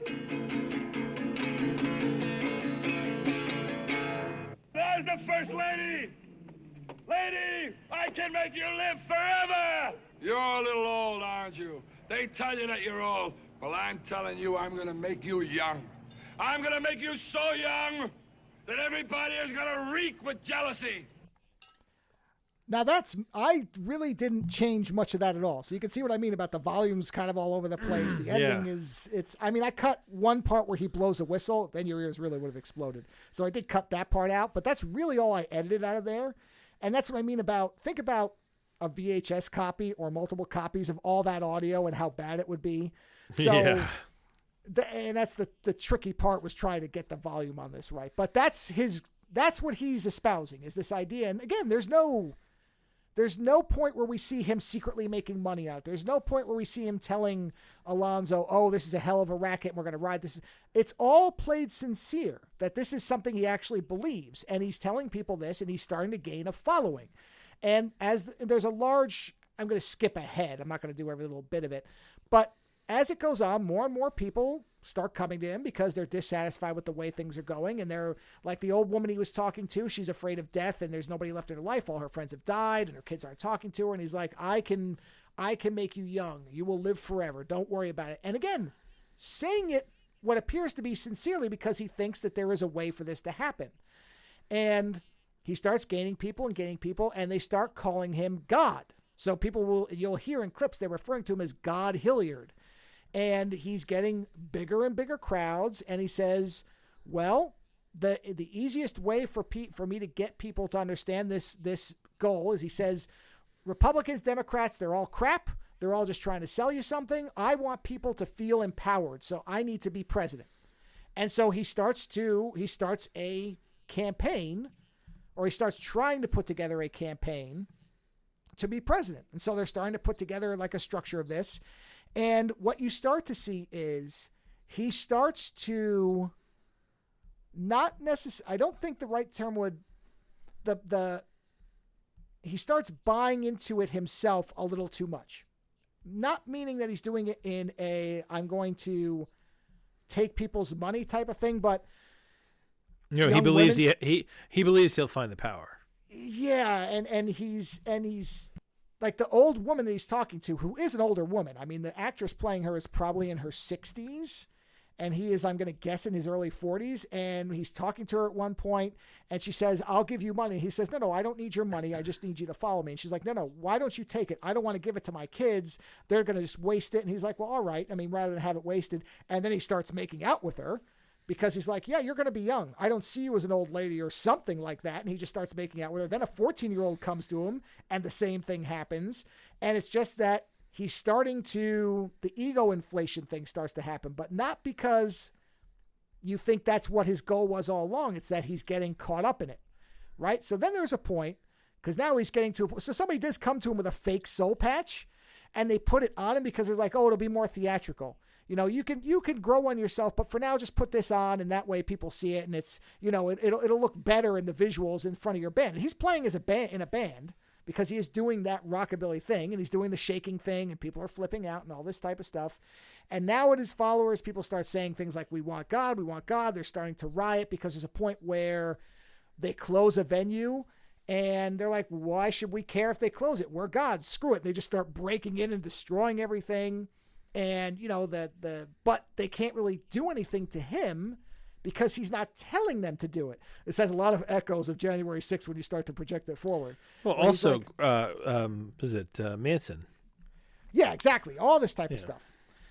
So and this is an important scene only because this is where he's really now kind of where he's got this massive amount of following, and he starts actually acting kind of like he is God, in terms of what you're going to hear is him giving a guy a gun and telling him to kill himself, which the guy does. But the audio is interesting because you'll hear him kind of starting to get a little almost Dune-like, where he's becoming the Messiah thing and he's not aware of what it's going to end up doing to him. So this is a short clip, but it's interesting. What's your complaint? Clarence, you're not a god. I taught you to be a superhuman being, and you're nothing but a weakling. Everybody here in the party despises you. That's right, you did that, Clarence. I even lost the respect of my whole family because you set yourself up as a god. You ridiculed everything that was decent. There's no place in the world for weaklings. I'm not weak. You lost complete control of yourself. Take it.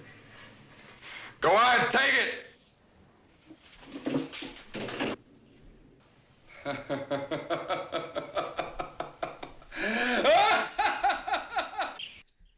So you can hear there that he's starting to lose himself in this. Again, it never comes off like he's evil. It's just that he is now really starting to see everybody as, okay, like he said to the guy, if there's no room for weaklings. It's not really even that the guy questions him. It's more of the fact that by rejecting the ideology, he is in fact weak and he's not one of these eternal beings. And so I'm trying to remember. Oh, then he gives this big speech, and, you know, he's telling everybody, okay, if I'm president, then, you know, everybody can have this. Everybody can be an eternal being and all the rest of it. And right after the speech, he's suddenly approached by somebody who I immediately pegged as Satan. I mean, it's pretty obvious who it's supposed to be. I don't think it's the same voice as the opening, but it's tough to tell because in the opening it's somebody, talking into a mic doing a voiceover, and you're hearing the actual, I think, live audio of this person. So it could be the same person, but basically it's a guy who shows up looking like Dr. Strangelove with the dark sunglasses and in a suit, and the way he's talking, I mean, you immediately clock that this is supposed to be Satan. And when you hear him talk, it becomes even more obvious. And he's got an idea of how God Hilliard can actually win. And this is him basically introing himself and telling him how he can actually become president.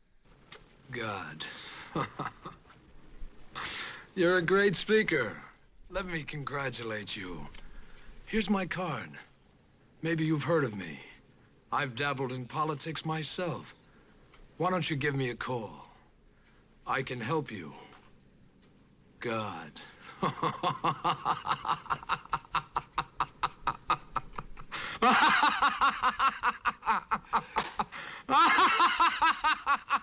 History has never been wrong. If you can stir the people's emotions, you can win. Now, I've spearheaded one of the leading parties that's in power today. But because a few jealous underlings and I made a deal that wasn't quite kosher, I got into a few difficulties. But we won't go into that now. See, I have the contacts to help you. And I can make you a political threat in short order if you'll listen to me.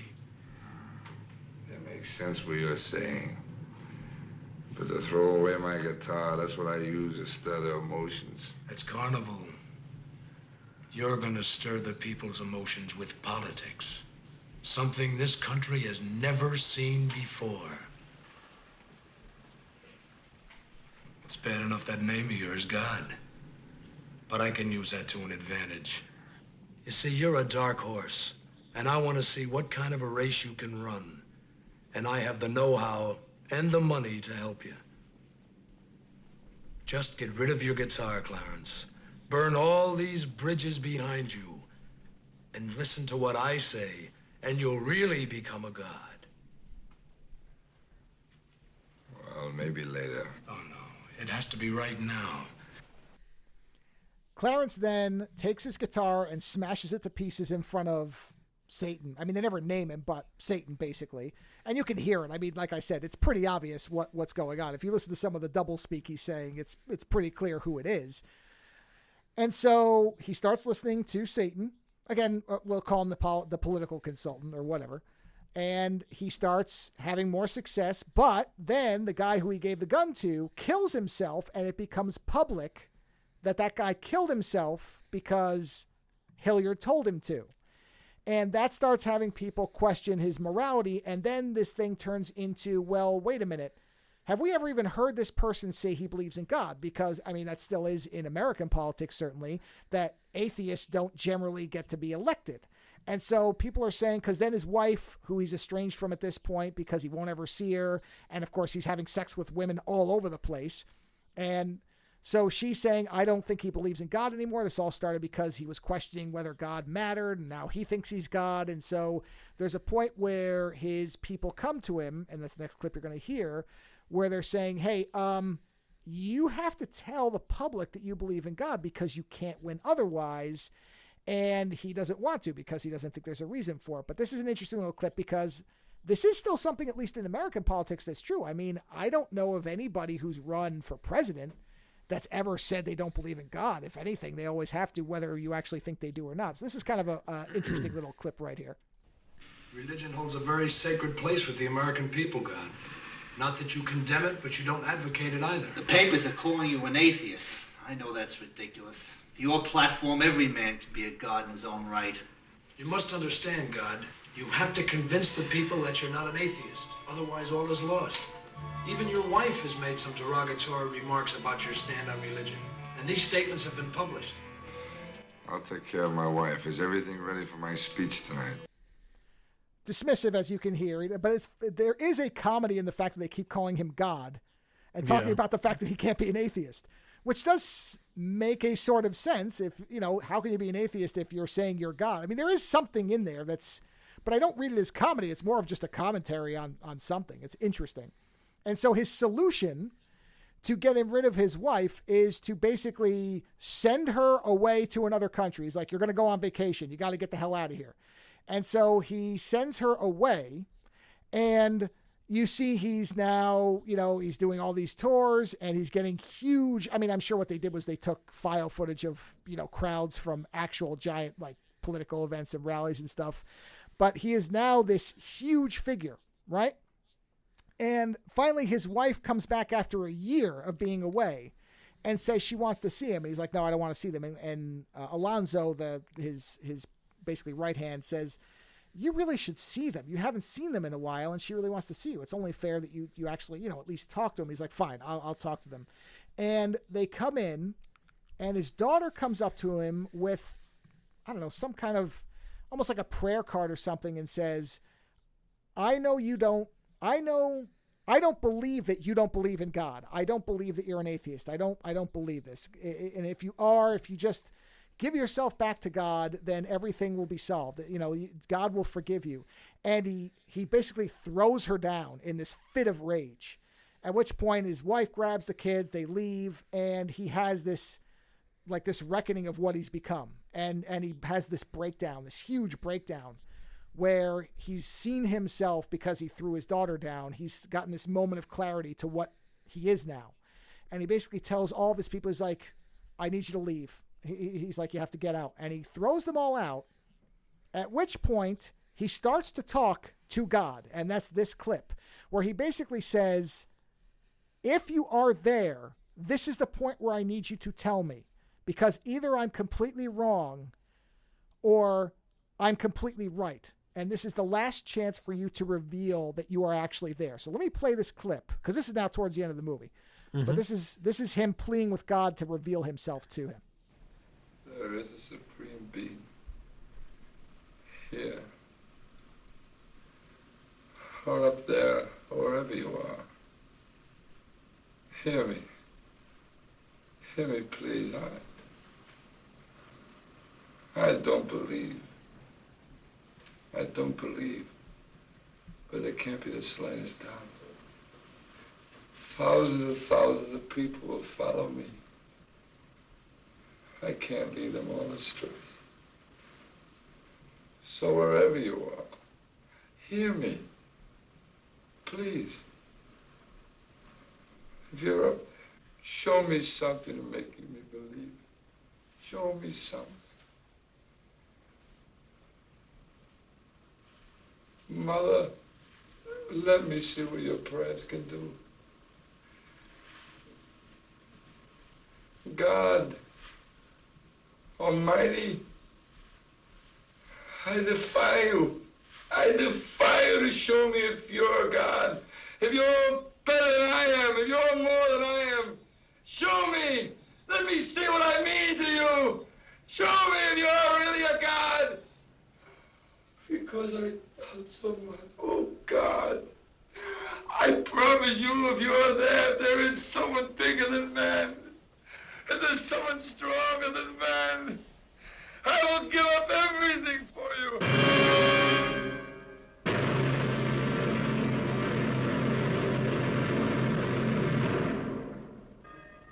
And that's this big moment where basically he's reached the end of it. So he decides that the way he can, because he hears nothing. So you heard that musical cue. And then the next thing you see, you start to hear the church bells, is then you see a church, and there's people in the church, and you see him show up, but he's kind of hiding himself. He's got a big overcoat on. He's got like heavy glasses on. So because he's a celebrity, basically. People know who he is, but he hides. And he hides in the back of the church, and he waits till everybody basically leaves, except like one old woman who's not really paying attention.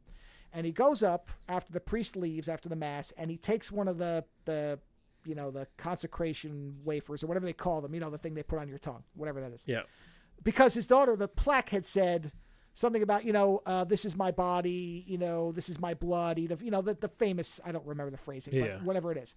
So his plan is, okay, I'm going to take one of the communal wafers. That's what they're called. I'm going to take a communal wafer, and I'm going to steal it, and I'm going to stab it with a pin. And if it bleeds, that means that this is real. This will be God's sign to me that that he's there, that this isn't all just make believe. So he steals it, he leaves, he goes back to his house, and he holds it up, and he has this pin, and you can see he's hesitating because he's afraid of what's going to happen. And so then he stabs it with the pin, and nothing happens. And so he takes it out and he waits. And he's kind of looking around. And then he stabs it again. And nothing happens. And he starts just laughing like a maniac and just stabbing it, and it starts falling apart. And he basically drops it and he said, I knew it. There was nothing here. It's all for nothing. There is no God. And he leaves. And his political, like his campaign office happens to be, I don't know, I'm going to say 1,000 feet from his house, like across the lawn or whatever. So he goes over there to meet with his people and basically tell them, okay, nope, I had this moment of crisis, but it's over with, and I was right, and we're going to keep going. And he goes in there, and right when he gets there, he opens the door, and then he sees. Now, I've seen it described as a slime trail. What I believe it's supposed to be is blood, because in black and white. There's only really one moment of color, which is about to show up. But the whole movie's in black and white. So there's this, I think what they probably did was took a bunch of ketchup because they didn't have any money. And so that's why it looks the way it does. But I believe what it's supposed to be is he sees a line of blood leading back to his house. And you see this kind of look come over his face. And then he starts running. And he's running and he's following the trail. And it goes into the house. And of course it goes up the stairs. And he comes into the room where the wafer is. At which point he yells, God, and everything turns to color. And there's this blinding light. And then the movie ends. And that's it. Then you just see credits. And to me, of course, what that, it's described as he challenged God and was defeated. If you read like summaries, they say he was defeated by God. Well, basically God says, I will show you. God revealed himself. God revealed himself, yeah. Through the blood trail. And then you don't know what he sees. You never see it, but you would have to imagine that it's either God himself or that the wafer was, made whole or floating or whatever. But that's the only part where it turns to color and there's this bright light. And then he kind of collapses and yells, God, God, or something like that. I don't remember the exact wording, and then the movie ends. And that's what I mean about, I don't think this is supposed to be anything other than a sincere kind of, again, it reminds me of Dogma in a lot of ways. It's the only movie I can think of that's like this, but without Dogma is a comedy. That's an overt comedy. But that same thing where somebody is expressing because I can't find anything about why he made this movie. Nothing. So I have to go by what the movie is. Right? Somebody who wrote, directed, and stars in it. That's intentional. And based on the clips, there's nothing in there. There is comedy in the fact that, again, the audio is all over the place. The editing is very choppy. There's an ineptitude in the filmmaking. But there's nothing of comedy in there to me. It feels like a sincere person writing a fictional account of their struggle with faith, and then I guess at some point he must have found his faith based on the ending, or something, I don't know. I guess you can interpret it how you want, but certainly the character challenged God, and God said, well, here I am then, and he had said, I'll give it all up, so you have to assume that he wouldn't go back on his word, especially if he knows God is there. He gives it all up in the end, yeah. Yeah. So I thought it was a really interesting movie. It's not the most well-made movie. You can hear that, and you'll see it as well if you watch it. But I was fascinated with it because I was sitting there after it finished. It's only maybe an hour and 20 minutes. It's not very long either, so it goes by quickly. And his performance is so singular. I mean, he looks weird. He talks weird. It's just riveting. And so that for a while I was sitting here going, what is like this? I can't think of anything like this. And then right before I did my short show, it occurred to me that, Dogma. That's the only other movie I can think of that's like this. This movie, actually, there's... have you ever seen the movie Fearless with Jeff Bridges? Oh, yeah. There, just the idea that he survives that car crash and he thinks he's immortal. He thinks nothing can kill him. Yeah, I could see that, yeah. And he spends the whole rest of the movie essentially challenging death to kill him. Yes. So the very end of this is a lot like that in terms of him challenging God. But up to that point, like I said, it really just feels like somebody who saw life and thought it was empty and decided that there had to be a solution, and this was the solution. And the other thing that you hear him mention my mother's prayers. She dies, isn't she? She dies, yes. And that's one of that and the family, and when he throws the daughter down, all of that becomes this kind of, because he thought his mother would live forever, and she doesn't. That is the first kind of crack in his face. Yeah, it's funny. He's telling to live forever. It's weird because there's almost something childlike about it. Yeah, there is. Yes. Yeah. Well, of course these people were going to die. Well, what it feels like is there. Yeah, it's like I said, it's really interesting to think about it in context of what the movie gives you, because if you think about it in terms of somebody who just one day says, okay, there's no point to any of this, and isn't satisfied with that answer but can't believe in God, well, where else can you go? Right? I mean, you have to invent something then. Because if you can't accept that life is pointless, which he says not those exact words, but he says something along those lines of, this can't be all life is just randomness. But I can't believe in God either because God wouldn't allow these things to happen that are happening. Then you have to come up with a third alternative. Because either it's random or it's directed, and if you don't believe either of those things, then what else is there? And his solution to that is, well, make something. Why is it that we can't just be gods ourselves? I mean, they never get into the nuts and bolts of how that would ever work. But the fact that he suddenly gains a huge following tells you that obviously there would be other people who would, and I have no trouble believing this would be real if it actually happened. We've seen variations of it. But that's what I mean. There is it's almost like he has a temper tantrum.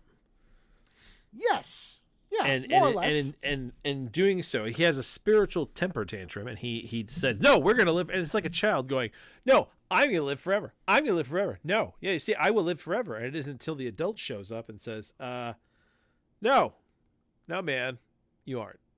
And but the devil, of course, is chiming him on because the devil's like, yeah, go ahead, challenge God. This is fun. Right. Yeah, see if you can get God to reveal himself. Come on, this will be great. But what makes the movie more interesting than the simple kind of temper tantrum is it doesn't feel self-centered. Not really, because he's telling people... No, he's not doing it just for himself. Yes, that's what's different is when you talk about like Manson or Jonestown, all those people, when you dig into it, they really just wanted to be able to do whatever they wanted. But the problem is he is drinking his own Kool-Aid on this. Well, he eventually, that's the problem, is he gets subsumed by it. And of course this makes sense. This is a human failing. If everybody tells you that you can do no wrong, at some point you're going to start believing it. This is kind of the billionaire problem, right? Absolute power corrupts absolutely. That's it. Right. So that's the kind of logical endpoint to this thing is, and that is kind of one of these moments where if somebody had true outside perspective of themselves, they would realize that, well, I'm now succumbing to the humanity that I'm saying that I can make people not be above. And if I'm succumbing to it, then I must be wrong. But you can't get to that point. You can't self-reflect when you've been placed above everybody and you start believing it. That's the problem with it. No, because at that point you are godlike.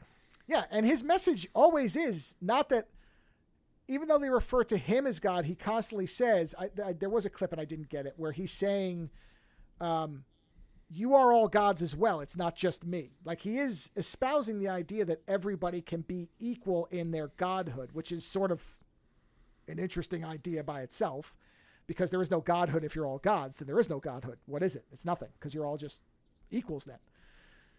But that's what I mean about that's what makes it a little different than just kind of the traditional egomaniac thing. It's just that he, like you said, after a while, nobody's challenging him, nobody's disagreeing, and so he starts to buy into it too much, and he becomes not evil, but he loses morality. His moral judgment just goes out the window, and it's not until his mother dies that along with when he throws his daughter down, and that kind of shocks the system where he's able to break out of it for a minute because he's now seeing things. One thing has defied his whole concept of eternal life, and the other is he's done something explicitly evil. And that's what makes him stop for a minute and at least have within the framework of the movie, the morality to say, well, wait a minute, what if I'm wrong? Which in itself is something that is remarkable, that he actually, his thing of show me that you're there and I'll stop. That is the recognition that, wait a second, maybe I have this wrong. He says, I don't want to lead all these people astray. That clip you heard. That's where you see him kind of reset back to, I may have crossed the line here. Like I said, it's an interesting movie. It's not very well made. I can't pretend it is. But there is something worth seeing about it at least one time. It's an interesting film. It sounds like they're playing with very heavy ideas. Yeah. And I think if this was played by a normal actor, somebody who wasn't this No, if this remarkable. if this had more money, if there was a better budget, and they did a few things differently And better then writing, let's be yeah, honest. yeah. Basically, if you just Hollywooded this up a little bit money wise, Yeah. you know, this would be a profound movie where a man questions his faith. Yeah, it could be. So the only bad thing about it is you can only watch it on Criterion, as far as I know. Why did Coop love it so much? Did he say?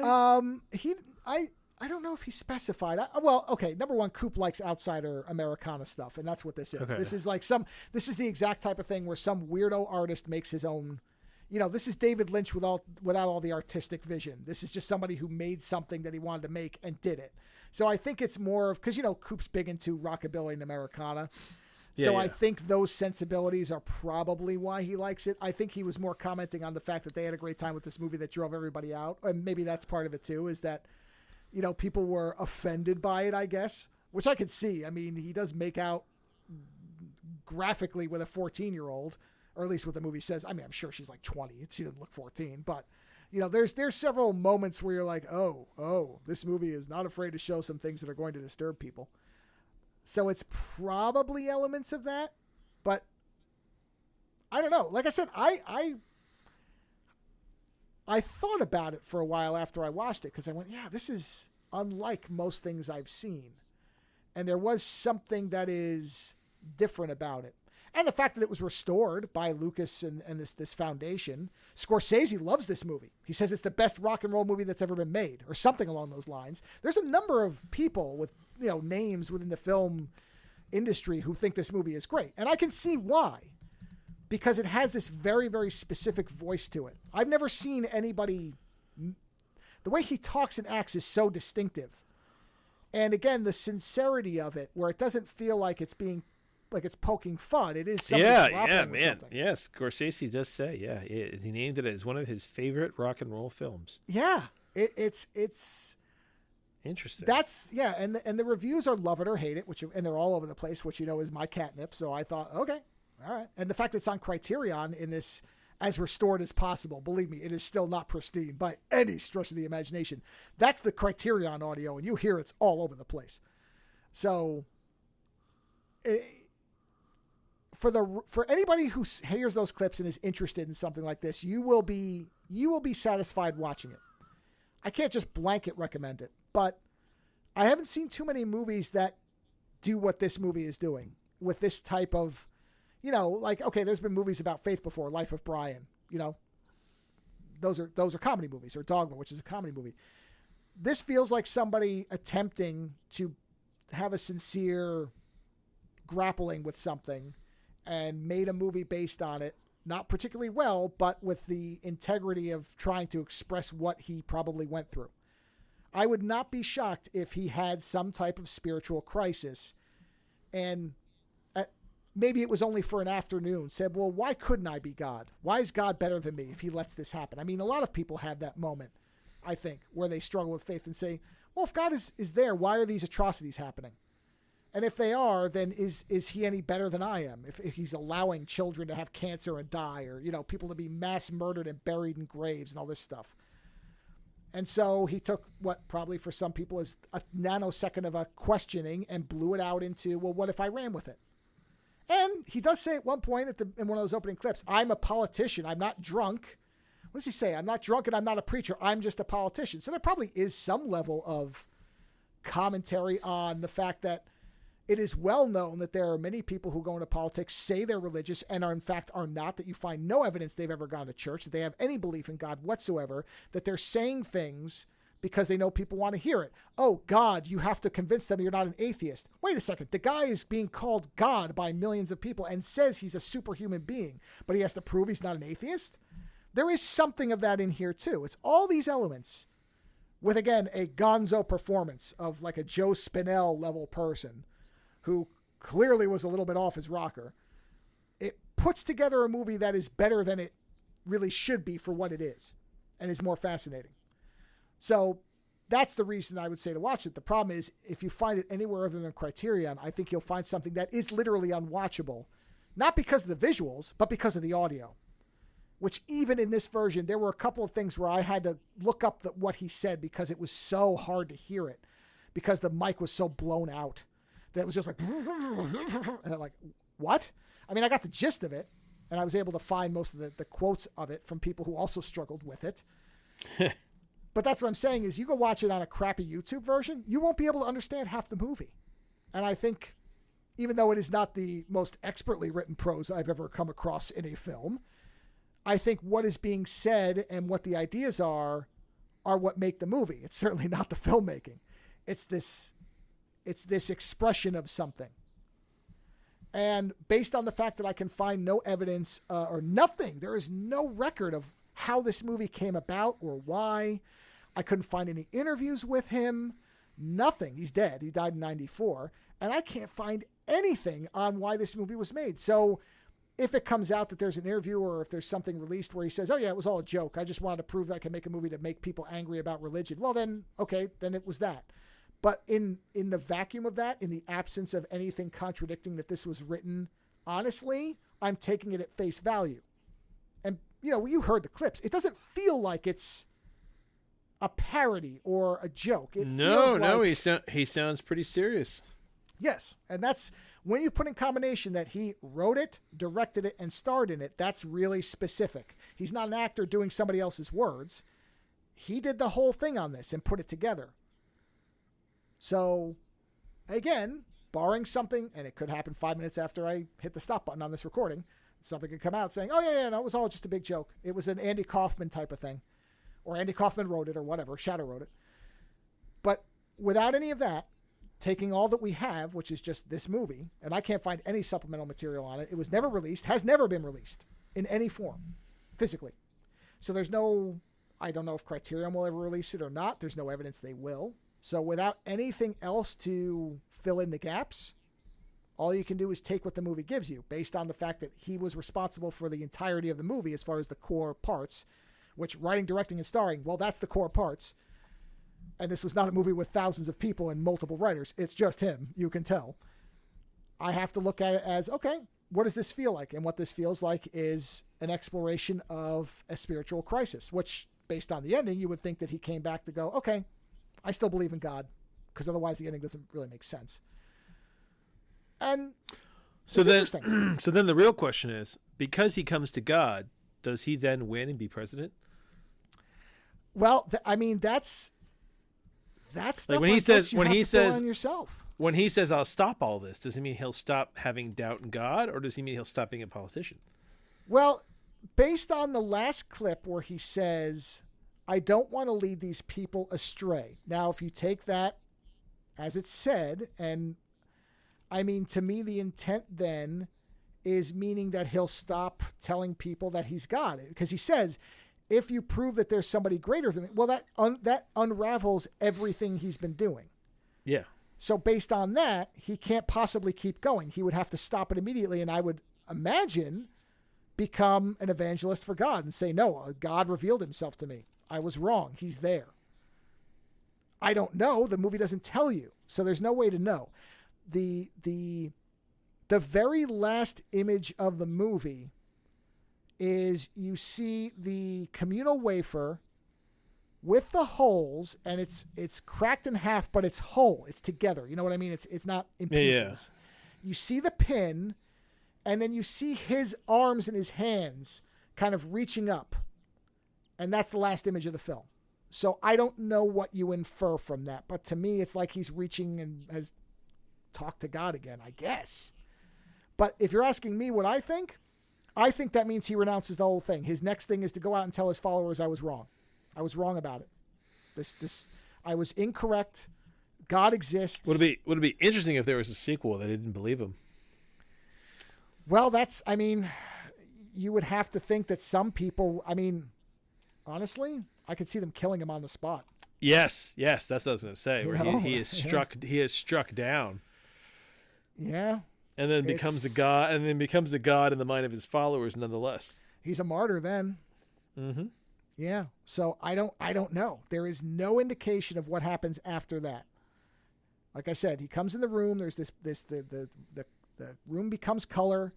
He yells God's name. He kind of collapses on the bed, and then it just goes white. And then we go to the credits. And like I said, the last image you see is the wafer, while damaged, is still not in pieces anymore, and his arm's kind of reaching up. So I don't know. You got to fill that part in yourself. But to me, he then just renounces all of it and basically says I was wrong. Which, how they would receive that is a very valid question. I don't know. But anyway, like I said, unfortunately, it is hard to find it. I don't think anybody but Criterion has it. Let me double check, but I didn't see anything that indicated that you can watch it anywhere but there. Oh no, okay, apparently you can rent it on Amazon for $1. Well, it's definitely worth renting for $1. I did not realize, I didn't see that little link there, but it does. Now let's double check, because sometimes, there it is. Yeah, standard definition. Yeah, it's not in high def. But yes, you can rent it for $1. It is there. I mean, it's got 4.5 stars out of 55 reviews. So, yeah. Oh, they describe it as art house drama. Okay. Art house only because it's cheap, because it's not any money. But, so that's it. That's all I got. It's one to chew on for the right audience. Hey, it's all good. Yeah. And I guess we didn't really recommend anything else, did we? So yeah, for $1. Well, no, I can make some recommendations. Go ahead, make a recommendation. Don't put weaponry on robots. Oh, that's true. Yeah. If you that's my recommendation. Avoid machine learning, robots, and weaponry. Yeah, if you have any pull in the armed, autonomous robot spaces, if you are a person of influence within that sphere or spheres, then we certainly recommend that you don't arm those things. Yes, I agree. And I would I'd be less annoyed if it was just remote control. If they were still an asshole, like Xboxing it behind the shadows, I'd be fine with it. That's what they're kind of saying. I based on what you were saying, I guess, does it send a command back saying, "Can I fire, sir?" And you have to say yes. Yeah, essentially. But you're kind of sitting there going, "Well, make sure you check the camera, man." Well, that's what I was going to say. Is are they really going to be paying attention? How does that work? Yeah, I don't. Do you get a text? Yeah. Kill people. Yes. Reply 1 for yes. Reply 2 for no. Even better. Would you like to play a game? Yeah. Would you like to play? What do you call it? Local urban warfare. 1 for yes, 2 for no. Yeah. Yeah. So yes, that is an easy recommendation. Easy recommendation. Don't arm autonomous robots. So that's a blanket one. There you go. Yeah. Outside of that, don't do that this weekend. Don't do that this weekend. As far as things you could spend $1 on, you could do far worse than The World's Greatest Sinner. It is a fascinating movie. And like I said, it's actually a good double feature with Dogma. Depending on how much comedy you want. Different soundboard. Order. Do you have I'd buy that for $1? I don't have a good version of that, so it's not in here. No, that is one. Yeah, that is one you should have, because you find plenty of movies for $1. Oh, you're right. I'd buy that for $1. That I will have that in place. I will have that in place for next time. I shouldn't encourage you, is what I really shouldn't. But you know, no, but you know what? That's that seems like it fits. Yeah, no, that's a good one. I really should have had that one. That makes me I can't believe I didn't think of that before now. Wow. What a complete failure that is. Yeah. You think you were thinking of a lot of other stuff. I was. That's true. I wanted to make sure I got your Stargate thing. So sorry if I destroyed. Well, it won't be. Lando's eardrums are destroyed, but in the edit, don't worry. I will make sure it stays under the level. That was a wall of sound. Yeah. It was a wall of sound. So yeah, another recommendation: try not to destroy your ears, whatever you do. So don't let morons play soundboard stuff at you too loud. So that's it, everybody. Enjoy your weekend. Don't arm robots. Don't destroy your hearing. And I'd rent that for $1. Yeah. Until next time. No, wait. What do I usually say? Oh, yeah. We'll talk to you all next week. There we go. Yeah. Great. Visit OzoneNightmare.com to subscribe to new episodes, browse through our back catalog, or to find links to support the show. Follow @Ozone Nightmare on Twitter for the latest episode postings and other show information. If 280 characters just isn't enough, you can always email us, theozonenightmare@gmail.com. The opening theme for the show is provided by Heartbeat Hero. The closing theme is provided by Ogre. Please visit and support these artists using the links in the show notes for each episode.